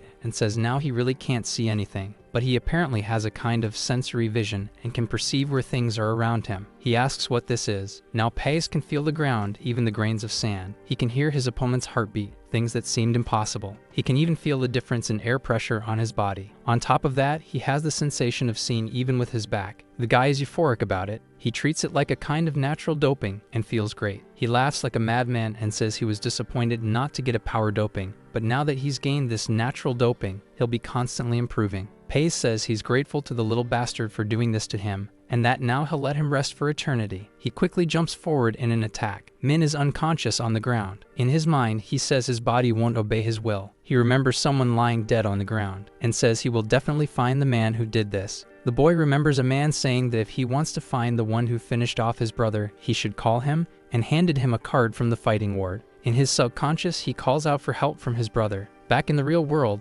Pais is above him, almost landing an elbow strike. He falls with extreme speed and full force. Min regains consciousness and wonders why everything is moving so slowly, but he quickly realizes it's not the world that's slow, it's that his speed is incredibly amazing. Right after the impact hits the ground, Min had already dodged the attack with incredible speed. Everyone is surprised and starts wondering what just happened. Pais asks how the hell he managed to escape. The young man thanks him for awakening sensations he hadn't felt in a long time, and now that he's rested, he's back at the top. Frustrated, the man realizes the kid isn't messing around. He's even faster than before. Returning to his fighting stance, Min says he wants to see how far Pais can keep up with him. And with both ready, the boy says that stage 1 is about to begin. Pais gets ready and says the kid is coming. In a quick movement, Min dashes right up to the man and attacks, but Pais manages to block the hit. That surprises the boy because that shouldn't have been possible. He throws another punch, which is incredibly blocked again. The boy says he'll now move to the next level and continues attacking, but the man beautifully dodges the attack. He tries to grab the boy, who notices it. Min quickly dodges, stepping back. The kid wonders how the man can keep up with him in a fight. Pais is ecstatic and says he can feel everything from tiny movements to heartbeats. And now to him, there are no blind spots. Min says that just regular speed won't cut it, and that he has to take a risk. He presses down with his legs and says he needs to reach his maximum speed to make any impact. He launches forward with incredible force toward his opponent. As he attacks, the boy says he'll use his best technique, called light straight. Suddenly, he feels a chill and something strange. He's hit square in the face by Pays, who grabs his other arm. The boy crashes to the ground, badly hurt. Slightly surprised, Pays questions something. Why did he fall from just that one blow to the middle of his face? But Min gets up with all his strength. He wonders how he's okay after being hit in the throat and thinks maybe he's unconscious again. Pays says that if he had continued attacking, he would have lost. But by falling, Min saved his own life. From the stands, the guy says Min's speed isn't enough to win, and he seems to be feeling the hits more. But the man gets a bit scared when he sees something in the arena. Min was moving so fast it looked like he was in 3 places at once. The man says he's not using any doping, just his footwork, and wonders if he's doing that so he can use the speed drug later. Min keeps projecting his image with his extreme speed. The guy wonders what he's trying to do in a situation like that. The young man attacks with a right punch. Back to the guy, he says not to do it or he'll die. But to everyone's surprise, he lands the punch directly on his opponent's face. Pays tries to grab him in a counterattack but fails as the boy dodges. The man is extremely surprised by what he's seeing. Min is circling his enemy with his insane speed. Pays can't do anything because he has no way to hit the boy, but unfortunately, Min is getting more and more exhausted. The man says he shouldn't be doing that because he doesn't have the stamina to keep up, and if he burns out, he won't be able to attack. Suddenly, a punch lands cleanly on the man's face. Back in the stands, the guy is terrified and wonders if he's going to do it again. But Min keeps up his insane speed and continues delivering several powerful, fast punches to his opponent. Incredibly, the boy keeps up the momentum. The man says the attacks are actually working and wonders why he keeps using feints. Amanda says it's because all those feints are part of the boy's attacks. The young man continues delivering incredible, strong punches. She says his opponent lost his vision, so he'll unconsciously ignore feints and direct blows wouldn't work. So now he intends to pretend to do something to trick his opponent, the man suggests. Amanda says no, it's beyond that, because Minho can deceive multiple senses. She explains that with sensory doping it's easy to perceive movements, but even so, it still requires training. By feinting at Min's level, a person's mind falls into complete chaos. The boy is slowly creating a mental breakdown. The girl says she didn't expect him to realize so quickly how well his opponent could read him. Beyond that, she adds that young Minho scares her quite a bit. The boy keeps moving fluidly and throwing punches aimed at his opponent's face. From the VIP room, a man asks if Pays is really going to lose to a guy like that kid. His subordinate tells him to calm down, then tells him to look at the expression on the man's face, and questions if that looks like the face of someone who's losing. We see Pays' face in ecstasy, as if he's enjoying getting beaten, but in a swift motion he grabs the boy, and says the victory goes to his senses, with a wicked smile. The man lands a deadly blow on the kid. Min realizes the situation he's in, and there's nothing he can do. Pays finishes the move by slamming Min's skull into the ground with full force. Everyone is shocked by what they just witnessed. Even the VIP members themselves are surprised. But suddenly, what should have been Min's body begins to dissolve into the air. Pays insists that he's sure he grabbed and hit the boy, but we soon see the boy standing right in front of him. Kang wonders how he ended up behind the man if he was just struck. Amanda says that the blows Min landed on the guy hit his brain. The boy is surprised by the girl's statement. She explains that Min specifically targeted the face, especially the skull. She goes on to say that when the head is struck, the brain rattles and takes time to stabilize after impact. And in that moment, the confusion between sensation and perception is even greater. Minho created a few seconds of sensory delay in Pays, making him think he touched him when that never happened. Kang is impressed with the boy and questions whether the guy is actually stronger than him. The boy continues to observe the man stuck in the position of the last attack. Pays questions if the kid, even without any doping, has sharper senses than he does, and says that's just completely unfair. Pays lies on the ground, seemingly defeated, while Min remains standing. The guide approaches to assess the situation, and finally announces that, due to incapacitation of one fighter, the winner of the match is Minho. From the stands, the man celebrates the boy's victory. The VIP is furious because Pays lost his fight. Still in the arena, Min looks extremely exhausted after his triumph. On his knees, he calls out to his brother, dedicating his victory to him. In another VIP room, we see the girl accompanied by her bodyguard, saying that fight wasn't for humans, and now she understands why the old men enjoyed it. Her guard says that was just an ordinary fight. The man says that place is where members of the elite display their desires, a place where money and power uphold authority, and deaths come with no consequences, where anything can happen, even hallucinogens passing through without inspection. It's definitely a paradise for the elites who seek what they can't find anywhere else. The man adds that this is how the VIPs invest in the place, and now he sees that the second-in-command trying to take the first place is truly concerning. He says this is how the second director can properly select his fighters, because he knows the place has high potential. The girl asks if that's why he's moving so aggressively, saying it's quite impressive. Back to the protagonist, he says this will all end in the next round. In a different location, we see a man watching men's match on a computer. Behind him, a man who calls him director says that all 16 VIPs have now entered the venue. A man with a bandaged body says attendance this year was 100% and asks if there have been any result. The four-eyed man says the second stage of sensory doping was detected first, then its effects dropped by 20%. He says the expected regeneration effect was not achieved by any of the dopings, and the bandaged man asks if they failed. The man with glasses says no, and adds that the peak effects of the doping are just beginning to be seen, and soon there will be more result. Even so, the man says that furthermore, for the first time a doping had no effect, and tests show that clues about regeneration might be found in that. The bandaged man asks if he's talking about skin reinforcement and whether they can start using it. The man answers firmly that soon they will, because the one who's stepping into the arena for the next fight is Kai, a strong man with insane red hair, standing in a badass pose, cutting back to Kang and his companion before the fight begins. They're chatting, and the old man says that if it looks too tough, Kang should just give up. The protagonist says that won't happen, and it shouldn't either. The man asks how the young guy can be so calm without showing even a hint of nervousness. Kang simply says he doesn't feel anything like that, which leaves the man impressed. A guide drone approaches them. It quickly calls Kang Sunwoo and announces that he's up next to fight. He walks calmly toward the designated door. In his thoughts, he says that ever since this started, he lost the ability to feel fear. He says that for a long time, he witnessed many accidents happening to him, and in those situations where he thought he'd die, he'd always find a peculiar way to survive, first crying in shock. But over the years, he became numb. Especially in dangerous situations, the kid doesn't show anything. He says bullies tried to scare and mock him, but he never felt fear or anything at all. And even when they'd beat him up, he wouldn't even change his expression. Eventually, the bullies started to fear him instead of chasing him, and now fighting is the only thing he can do to protect his beloved family and keep them safe. Looking at Kai, he says he's not the kind of opponent he's faced before. The two face each other in an epic scene.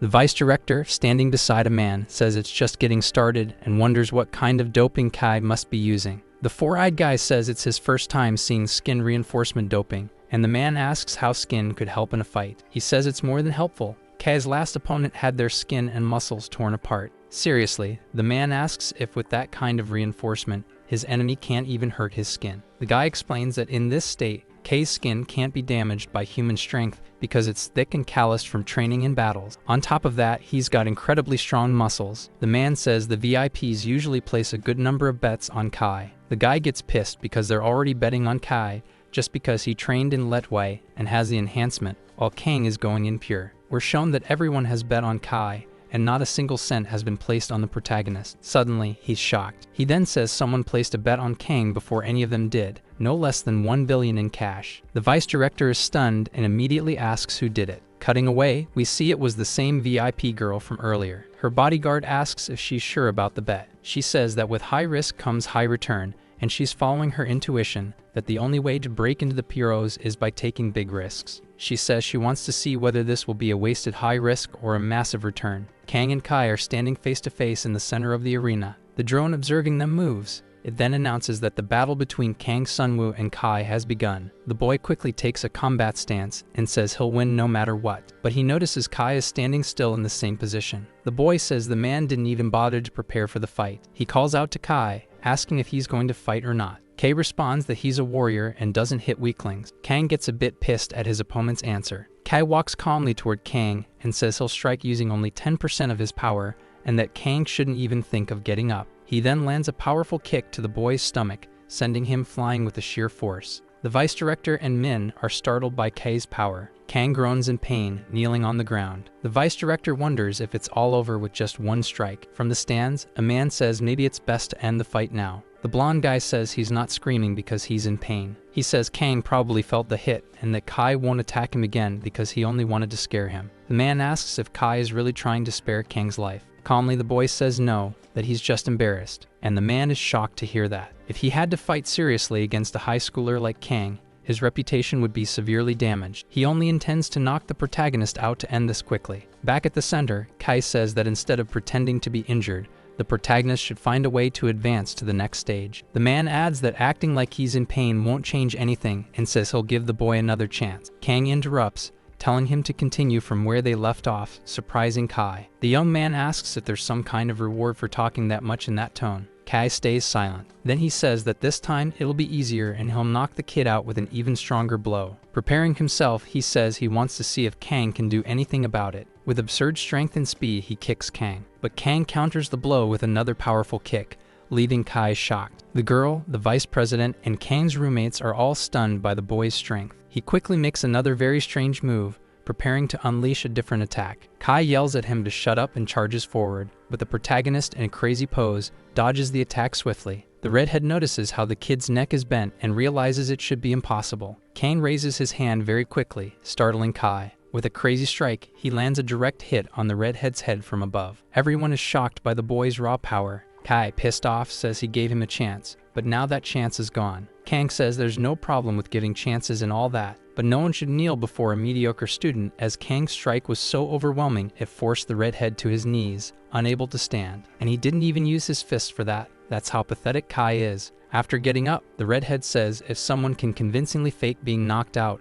what can he do but scare him in return? He places both hands on Kang's shoulders and says he has no choice but to act now. The desperate young man realizes he can't break free from Kai's grip. Kai prepares to headbutt Kang with monstrous force, saying it's a 50% power blow. The only reaction the boy manages is a simple, shit. The man lands the headbutt directly on the boy, brutally smashing his face. He becomes dazed as he falls. The redhead questions why he's feeling so much pain and wonders if he's not controlling his strength properly. In a quick move, Kang reacts and kicks Kai in the face with both feet, jumping and sending him flying backward. Kai asks how the guy hasn't taken damage even after that headbutt. Kang lands back on the ground, regaining full awareness. He says he's regaining his vision after the hit. Like magic, the redhead appears in front of him, preparing to punch with force. The punch hits the boy's chest from below, tearing through his skin and clothes. Back in the stands, a man questions how that happened, and the blonde guy says it's not over yet. Kai quickly charges, slamming his knee into the protagonist. The knee to the stomach was so strong it hurt even me. While in the air spitting blood, Kang can't react. Kai prepares to elbow the back of the boy's neck. The man in the stand says if that blow lands on the neck, the protagonist could die. The strike hits the boy's head with full force, slamming him to the ground after the string of attacks. After the fight, the guy appears defeated while the redhead simply watches him. The four-eyed guy says this is too much for a simple fight. Behind him, the blonde guy says this situation is ridiculous,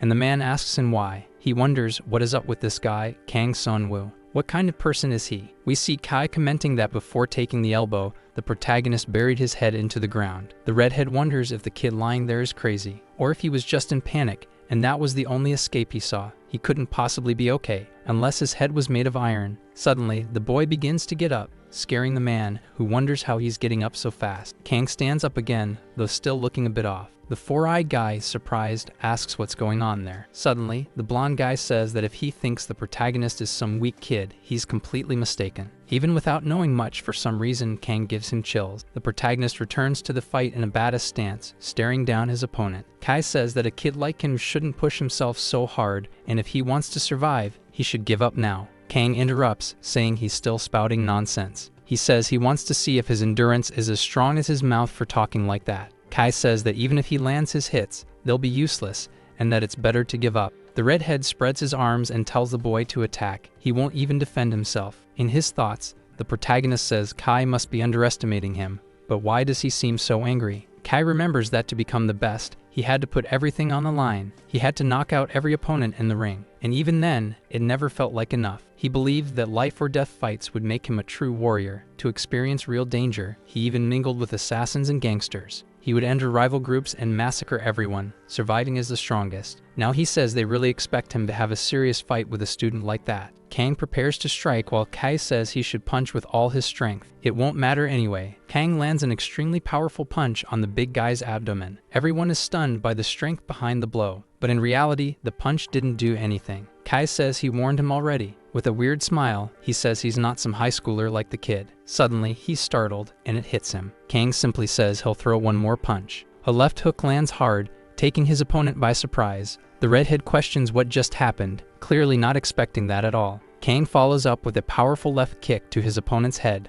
but Kai, with his insane reflexes, blocks it. He quickly counters with a punch and asks what the kid thinks he's doing. In a desperate move, Kang says he urgently needs to dodge. The punch grazes his chest, but even that tears through his skin and clothes. Kang says he thought he had dodged it, and now needs to get more distance. He jumps back, getting far away from his opponent after taking the hit. Both stare each other down again in a tense atmosphere. Kai asks how many chances he has to give Kang before he gives up. The protagonist gives a slight smirk upon hearing that. The redhead asks if the kid is really laughing at the situation. Kang asks if he forgot what he told him before. He then rips off his shirt, revealing an insane, well-defined muscular body. The crowd in the stands is shocked at the sight of the boy's physique and wonders how he's that strong. Kang asks if he didn't say he wouldn't defend himself, and the man replies that yes, he said that. Kai says Kang isn't just some kid dragged into this as a sacrifice, but tells him to remember, this was his choice. His fist begins to emit a blue aura with crack-like patterns. Kang is ecstatic about the battle to come and cracks a smile. Kai releases a wild blue aura all over his body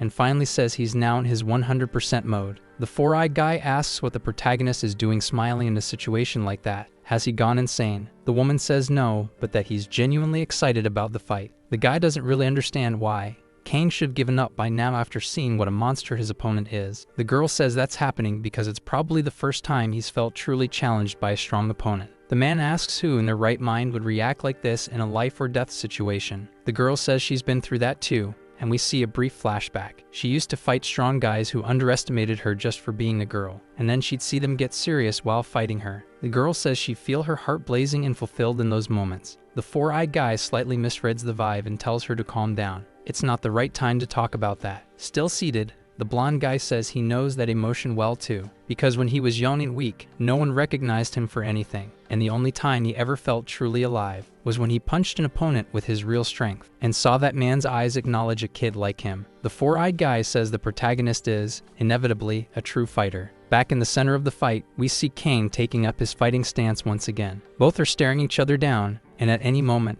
an epic fight could begin. With a slight smirk, the protagonist says he'll make the first move. He immediately jumps forward toward Kay to attack. He throws a punch that the redhead blocks with his arm, causing a massive impact. From the stands, the guy says that blow made a huge sound, and with that kind of power, even Kai must be surprised. Kang gets a bit pissed and says his opponent's skin feels like concrete. With his right hand, Kai gets ready to punch and says he wants to see if the boy can defend against it. He lands a solid punch that Kang blocks with his forearm, but the impact still knocks him to the ground. Kang spits blood after taking such a powerful hit. The four-eyed guy says the impact shook the whole place, and that power can't even be compared. Kai finishes his blow, and the protagonist remains on the ground. Then he follows up with a brutal knee strike to the boy. The guy gets terrified, afraid of what might happen. But the redhead only hit the ground with his attack, because Kang dodged just in time with his incredible speed and reflexes. The man is stunned, unable to believe what he's seeing. Calmly, the blonde says no, he didn't dodge completely. His back is torn up too. Kang thinks that this sensation he's feeling is so strange, he realizes he's feeling a bit of fear. But he can't believe it's happening because of someone like Kai. The redhead says it's time the boy admits it, that Kai is the only opponent he can't and will never be able to defeat. Kang tells him not to be ridiculous, because he's not the only one people treat like a monster. And whatever he can do, Kang can do too. He says this and tries to land an uppercut on the redhead. Kai dodges the strike as Kang crouches with his elbow heading for the ground, attempting another move during the drop. When it fails, he starts to worry about what comes next. With a wicked grin and a crazy look in his eyes, Kay says it's his turn to attack. The four-eyed guy quickly realizes the redhead is about to headbutt the kid again. Kang braces his legs and repeats that he can do anything Kai can. They clash head-to-head in a strike that must have hurt like hell. In that clash, Kai comes out on top. Kang ends up on his knees after the headbutt battle. He trembles on his knees, unable to do much. Kai says this fight is over. He says none of Kang's attacks show any real skill. He's just using brute force. On the ground, Kang laughs again, this time even more sadistically. The man is shocked and asks if the boy is really laughing. He says that if Kang won't end this himself, then he'll do it for him. Kai still watches him, but now with a bit of intrigue. Kang is emanating a different aura, something unseen before. The four-eyed guy asks what kind of atmosphere this is, saying even the boy's blood seems to be evaporating. Kang has a determined look on his face. He says he never used to get into fights because people always hated him and treated him like a monster, But now that he's in a place like this, he can finally be as crazy as he is, and he just can't stop this laughter from escaping.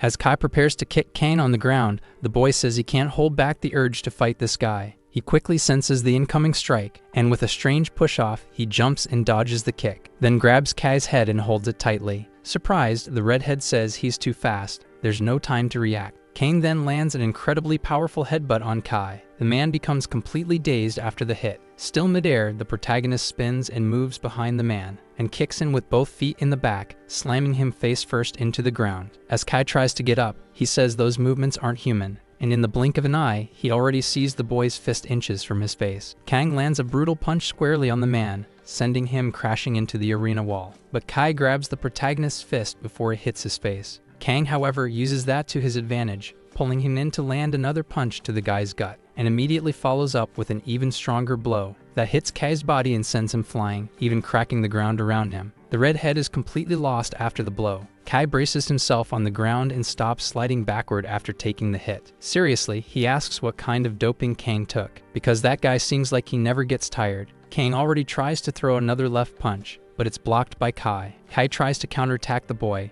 but Kang easily appears behind him with his speed, and immediately lands a flurry of strikes all over Kai's body. Kai doesn't know what to do and says this is just insane. With no time to think, he takes another brutal hit to the face. He's getting completely wrecked by the protagonist. The guy is sent flying and crashes to the ground without reacting. Everyone in the stands is at least shocked by what's happening in the arena. Kai is on the ground, apparently completely defeated. We see his body covered in blood. The four-eyed guy asks if he actually died because of how much blood there is, but the woman says that blood isn't Kai's. It's from Kang Sun-woo's fists. He says it feels like he's intoxicated, as if every muscle in his body is tearing apart. Still, Kai slowly gets up to continue the fight. The VIP girl asks why the guy is getting up again. Her bodyguard replies that the doping he used gives his skin a kind of armor, so Kang's hits aren't landing with full effect. She asks how he's supposed to make Kai fall then. Exhausted, the redhead says he's never felt pain like this before, but judging by the fact that Kang can barely open his eyes, he must be close to his limit. Kai says he'll end this by breaking the kid's legs, but Kang reacts, and Kai is impressed he's still able to move, even with Kai's current speed. The protagonist attacks, but Kai blocks with his forearm. The punch slips along Kai's body, leaving Kang concerned. In a brief opening, Kai says he'll finish this fight now. Both prepare to strike at the same time. Kai wonders if his attack is weakening. He can't feel his fists. He realizes Kang has been taking the hits strategically, preventing his skin from hardening. The redhead questions why he's trembling in that situation.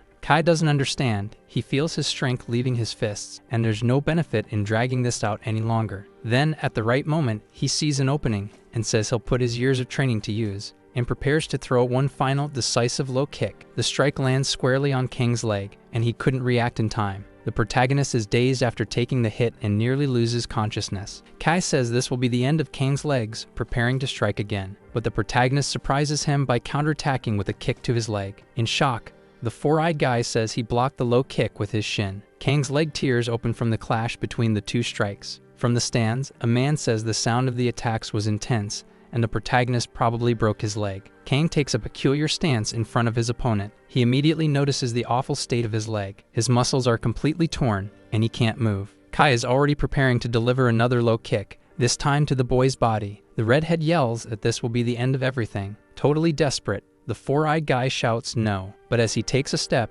Kai's leg suddenly breaks. He's left speechless, asking what just happened, then collapses to the ground, unable to support himself after the shock. When he puts his hand on the ground, his arm breaks too. He screams in pain, shocked by what's happening, and asks if he's dreaming. Because he had taken a doping that strengthened his bones, so Kang made sure to target them specifically from the beginning. We then see Kai on the ground, completely broken and defeated. Everyone in the stands is stunned by what they're witnessing. The vice director and the other man are horrified, but the little girl looks happy with Kang's victory. Kai is on the ground, unable to move and in no condition to fight, but Kang Sun-woo remains standing in the end after a grueling, hard-fought battle. The vice director asks what just happened there. He explains that Kai could fight without a single scratch thanks to his tough skin and muscles, but that caused massive internal damage. Even though he looked fine on the outside, his bones were like a hammer being struck with bare hands on the inside, and the doping numbed the pain he felt, and even with the strain, the doping kept pushing him beyond his limits. And now Kai's arms and legs are full of fractures. A guide drone approaches the redhead and finally announces that,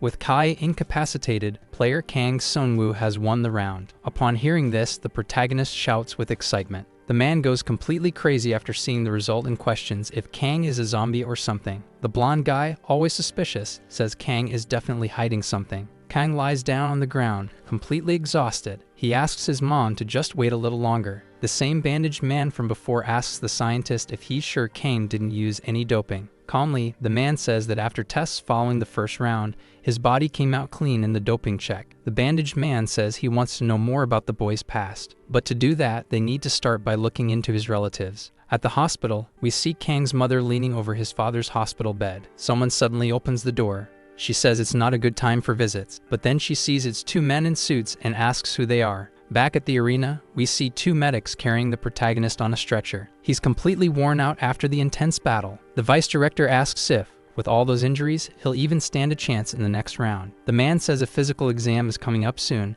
and during that exam, he wants to try something. To test a secret doping plan on Kang's body. The vice questions him, and the man says if the boy succeeds in the second round with doping, Kang Seung-woo will be the strongest candidate for victory. The man asks if it's possible to conduct the test, since by the rules, if the player refuses the doping, there's nothing they can do. Holding a syringe in hand, he says this is just a simple test to see if the boy's body is capable of handling the doping, and if he passes, everything will go well. The vice asks, and what if he fails the test? Sternly, the man says that if he fails, he's useless anyway, so they'll have to prepare another alternative. In Kang Seung-woo's recovery room, we see a capsule with medical equipment beside it. Someone approaches with a syringe in hand. A man in a special suit opens the capsule where Kang is sleeping. Back in the VIP room, the vice says the boy just needs to win one more match to enter the round of 16. He asks if there's another match under special conditions. Will one of the top 16 be selected based on betting volume? And the other man confirms it. The guy asks if he really thinks such a large amount of money will be bet on Kang, who's injured. The man asks if he didn't see for himself that the boy won 2 matches with no doping, and that no one before has ever won a match without using doping. The fact is, he reached the top 62 without doping,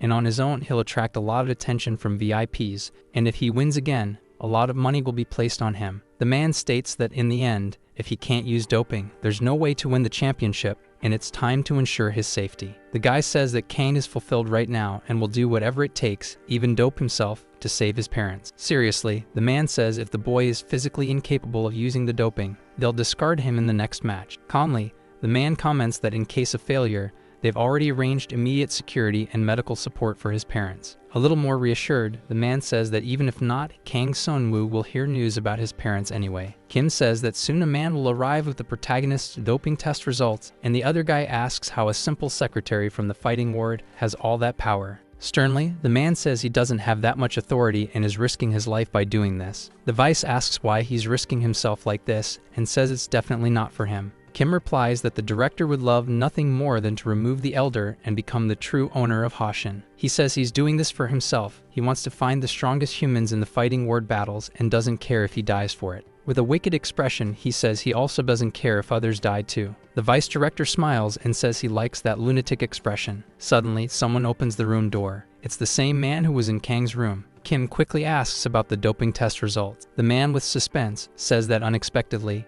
there wasn't even a single reaction. The man then asks if the boy is physically incapable of using doping, and the other confirms that yes. The vice director gets pissed and says they must erase all evidence of Kang and immediately cut all support to his family. But he quickly corrects himself and says it would be faster to eliminate his parents right away. In the boy's room, we see that he's still unconscious from the physical toll of the fight. Back in the main hall of the fighting ward, we see the blonde saying that ever since they were called to the lobby, it seems all 62 winners have been decided. The four-eyed guy from before, now with a massive arm, says that by the way, it seems Kang hasn't fully recovered yet, since he hasn't returned. The girl from earlier says that might actually be a good thing, since the next round won't start until everyone's recovered. In a strange stretching pose, she says this might be a great opportunity to rest a bit. The blonde seeing this is shocked by her flexibility. She adds that the protagonist seemed exhausted from the very beginning of the fighting ward. The blonde says that honestly, for people like Kang and himself, fighting there means dealing with the consequences of their injuries. But the girl and the four-eyed guy made it to the top 62 without a single scratch. Especially Park Woo-shin's arm,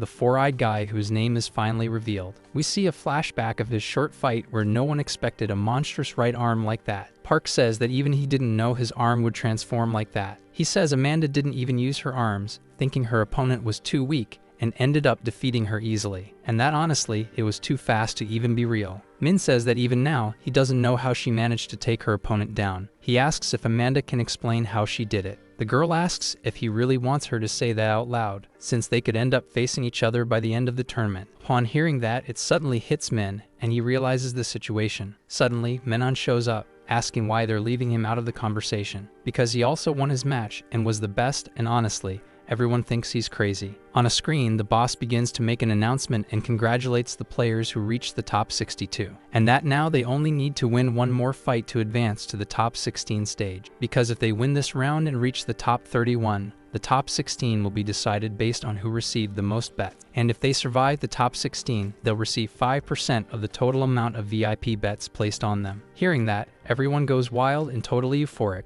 To earn more bets, the players have to prove their strength in battle. And regarding injuries, he explains that Place is also an excellent hospital. And now they will announce the upcoming matchups. At the Hoshin Group building, the vice director asks if they can secure other candidates besides Kang, and the man says yes. Kim says that as expected, this fighter seems to be the perfect choice, and the vice asks who it is, and the man shows the protagonist's next opponent. In Kang's recovery room, he finally wakes up from the capsule, screaming for his mother. We see that his scars are healed. Kang says it wasn't a dream. He definitely heard something. He remembers the man reading a report that said if he didn't have any result with the doping, they should eliminate his parents. Desperate, he says he has to get out of there immediately. In the Fighting War Director's office, he asks if the guy there was the one who conducted the doping test on Kang Sun-woo. Reluctantly, he says yes, but that he found something unusual. The director asks what it was, and he explains that Kang's bone density is 10 times higher than normal. The director is extremely surprised and says that's insane. The guy says that's not all. He explains that his recovery speed is extremely fast, almost like regeneration. Utterly shocked, the director can't even speak. Maybe a simple student holds the key to discovering human regeneration.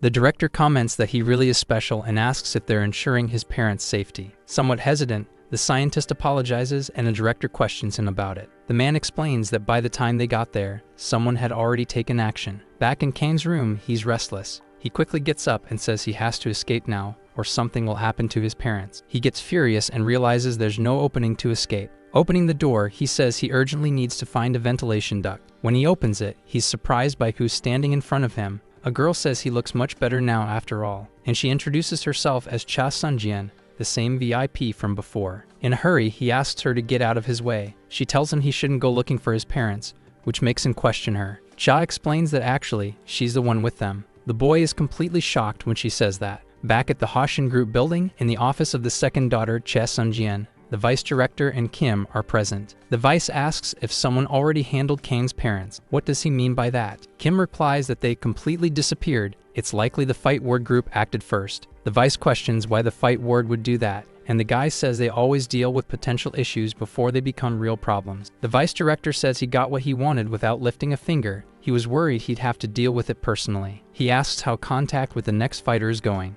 Kim says he shouldn't worry about that because Fight Ward VIPs requested it and gave him permission to change small details of the tournament. The vice director asks about the monstrous fighters, and Kim says the VIPs are eager to watch the fight. But visiting the fighting ward isn't a good idea since it's not safe, unless you're a VIP. Back with Kang and Cha, the protagonist asks what she did to his parents. She covers his mouth and says that if he wants to keep his parents safe, he needs to calm down and lower his voice. The girl explains that running away wouldn't help anything. He asks what the hell she's talking about. She says that, as he knows, her former employer, the second son Cha Yanwoo, wants to erase any connection with him, so he ordered the elimination of his parents, and those lone sharks that Kang took down. They're hunting him too. She says she didn't even bring her security detail because she wanted to speak quietly, so he should listen carefully. She wants his parents to be safe too. Kang, visibly irritated, asks who she is and what she wants from him. She says she's Che Sunjian, and the only thing she's looking for is the boy himself, Kang Sunwoo. The protagonist asks what she's talking about.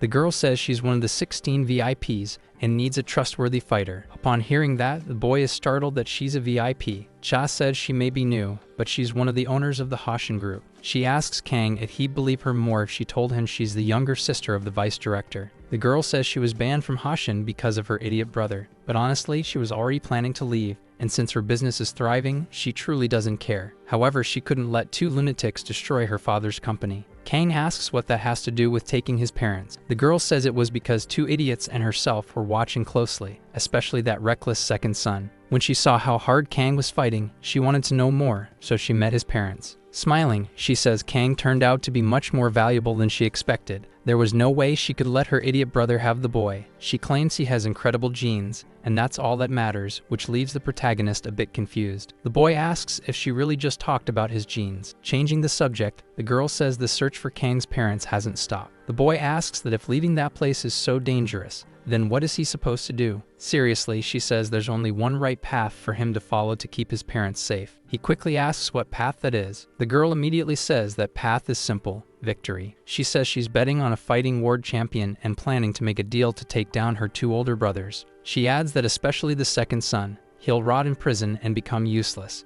so he won't be a threat. As for the loan sharks, she has money. Kang asks what sense there is in making a deal in such a secret place like that. She says that in the fight ward, if someone breaks a fair deal, they're expelled under the rules of that place. Kang asks if she really wants to make a life or death deal with him there. She says she's not the only one who wants him there. Besides, the fighters who stay outside the top 16 are only fighting ward. They are immediately eliminated. He asks how he can be sure his parents are safe, since so far it's all just been words with no proof. The girl says that phones or any devices are not allowed in that place, so basically she can't show him absolutely anything. Suddenly her expression changes and she says that if someone has deep and secret communications with his parents, wouldn't that be enough reason to trust her, especially regarding their past when they reported things about his genes. He immediately asks what exactly they said. Suddenly the door opens. A guide drone starts entering the room. She tells him to remember that she's risking her life to protect his father and that he doesn't need to run away. The guide announces that it's time to leave that room. She says he doesn't need to mention any of this to anyone who questions him, and that he should just win, together with her. The boy feels a bit pressured after hearing that.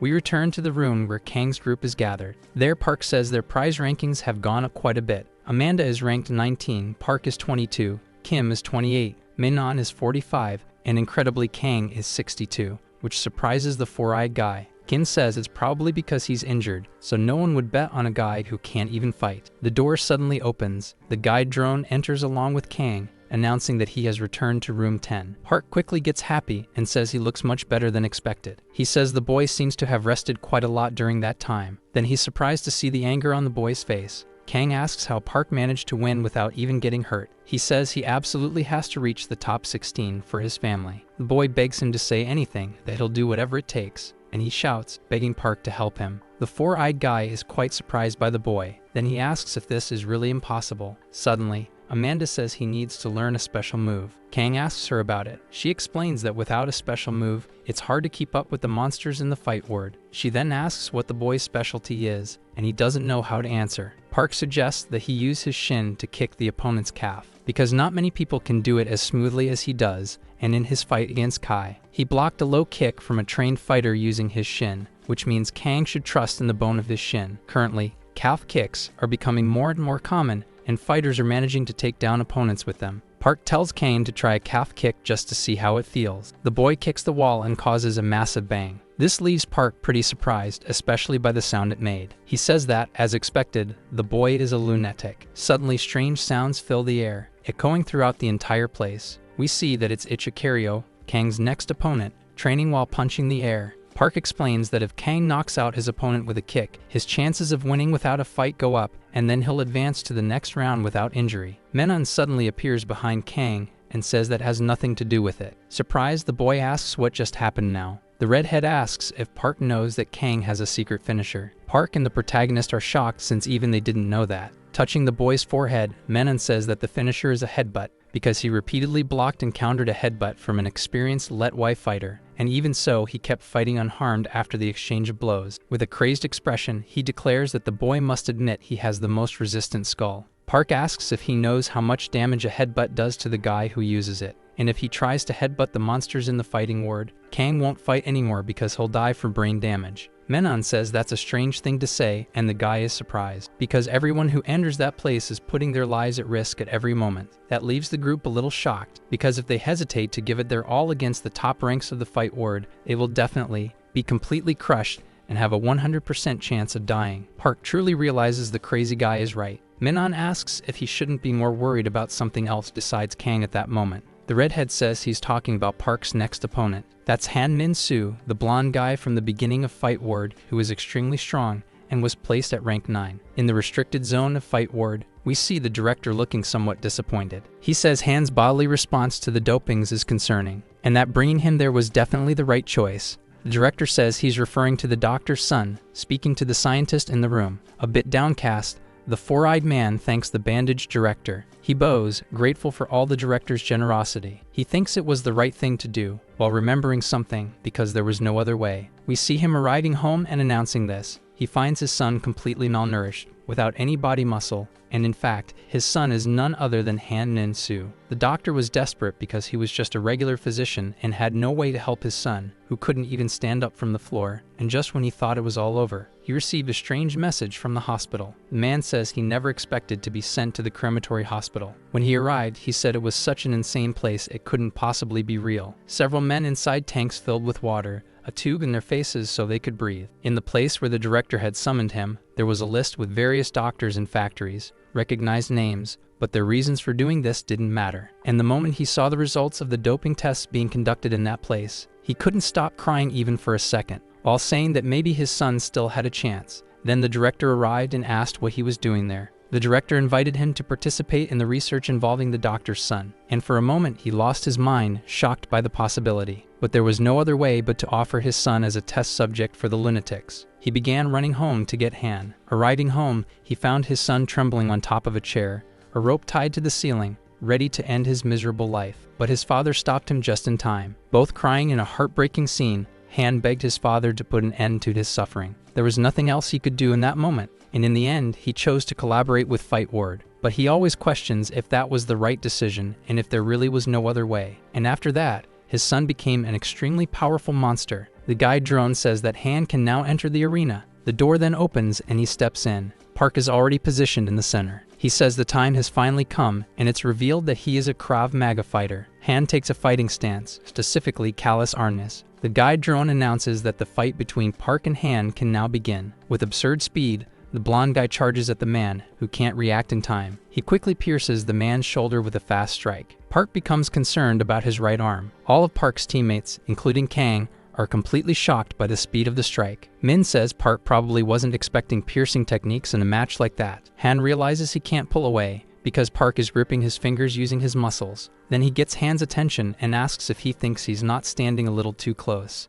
Then the man raises his open hand, and with overwhelming strength slaps the blonde guy across the face. It only grazes him. Han narrowly dodges and the strike hits the ground, breaking it apart. Even so, the impact sends Han flying backward. Then he questions who the hell this old man in front of him is. He says that piercing techniques in a fight like this are unbelievable, so he'll respond accordingly, with his own specialty, which is also piercing strikes with his fingers. The vice director asks who Park is, fighting against a rank 9 so effortlessly. Kim says he's a former bodyguard specialized in Krav Maga. That gets the man's attention, and he asks about the martial art. Kim explains that in the mid-20th century, violent attacks against Jews were frequent, and a soldier developed the art to defend civilians. He created it by mixing techniques from various martial arts around the world, and it's especially known for its specialization in close-quarters combat. The vice questions how self-defense could be offensive, wanting to dismiss the possibility of him being a good candidate. Kim says this is an exception, because the method of self-defense is to kill your opponent by any means. Back in the fight, both continue staring each other down,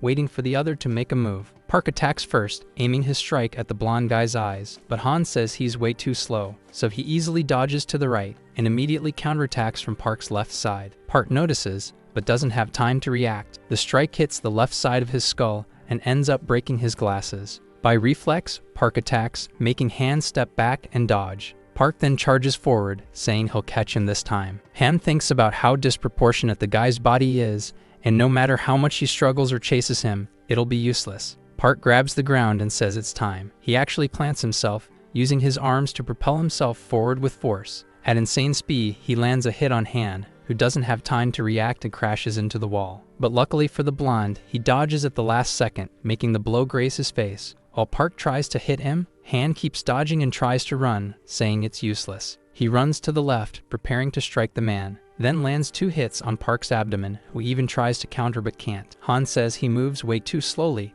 and that now he's going to aim for his vital points to see how well he can defend. Then Han strikes from all directions with a flurry of blows. Park says he can't keep up with the kid's speed. Han finishes the sequence of precisely scattered hits. Kang, Min, and Amanda look surprised and worried about Park. Min says so this is the strength of a rank 9, and that there's probably no way to beat him. Park is still standing, but totally injured, with 2 massive holes in his chest. Han says he's still keeping his fighting stance and admits Park has endurance, and judging by his fists, the man gave up piercing techniques. Unfortunately, Park lets his guard down for a second. Han immediately gets ready to strike, saying that not even grappling him would work. Charging in, he yells for the man to die and goes in for the final blow. The blonde lands it squarely on Park, who's unable to do anything. Right after the hit, Park puts his fist to his own belly. Min says the man was aiming at his own solar plexus, but Amanda says no, he wasn't aiming at himself, he was aiming at his solar plexus. Back in the fight, we're shown that Han's fingers were actually broken after the hit. Realizing this, Han gets both worried and pissed, saying Park is a crazy old man. But the man quickly surprises him by trying to strike with a powerful punch. Han doesn't have time to dodge. The guy lands the blow squarely in the kid's stomach, sending him flying. That hit was so insane it threw Han into the wall, breaking the wall in the process. On impact, the blonde coughs up blood, severely weakened. Park says Han isn't someone who'll go down that easily,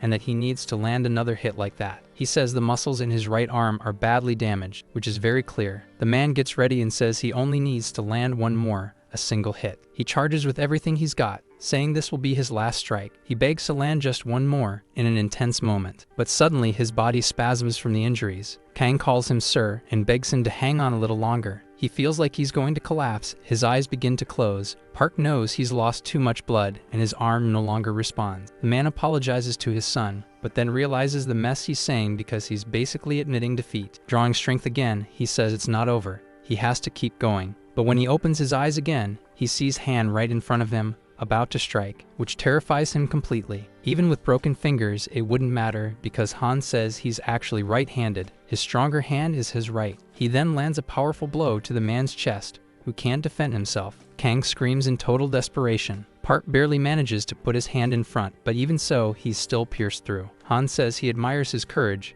but it's useless. Because the blonde's fingers are very long, Park's heart is hit by the strike. He makes one last effort to fight back, but it's no use. Park falls to his knees on the ground, practically lifeless. Kang is completely shocked and doesn't know what to do. Han quickly looks up to the stands. He screams for Kang with a crazed expression on his face, which leaves the young man surprised, questioning the situation. He tells the protagonist to watch closely, because the old man was dying due to Kang's bad luck, saying that he pulls the fingers out of Park's chest. Kang is in shock, completely horrified by what he's seeing. He remembers Park saying that the boy never seemed tired and that he just wanted to rest a little, and asking if they could talk more. Park says that if he had shared moments like this with his own son, maybe things would have turned out better between them. Kang asks if, had he and his father been close, it would have been like the bond he had with Park. Park tells Kang not to worry, because his father would never die leaving behind a son like him, and he finishes by saying that, just like him, he could never die leaving his own son behind. And finally, the battle ends. Park finishes his fight lifeless. The guide drone announces that Han Min-soo has won the match. The bastard steps on the face of the fallen man and starts laughing, saying it was expected all along and that this place is hilarious. Kang becomes absolutely furious when he sees this, his face taken over by rage. He jumps from the stands, and his teammates can't stop him. Han says this is how things should be. Kang arrives in the arena right in front of Han. The guide drones go on high alert. Min questions why the guides aren't shooting at the boy. He says, so they only shoot if someone actually gets involved in a fight. Kang and Han stare each other down, the air thick with tension. The protagonist tells him to get his damn foot off the man. Han taunts him, saying if he wants, then come and take his foot off. Kang gets into a fighting stance. The guide drone is ready to shoot at any movement from the boy. Kang suddenly jumps and throws a punch, ordering him to move his foot. Han responds by attacking too. Min quickly runs in, saying he has to stop the fight in time, but he's soon shocked by what he sees. Min grabs and restrains the protagonist so he can't attack. Kang,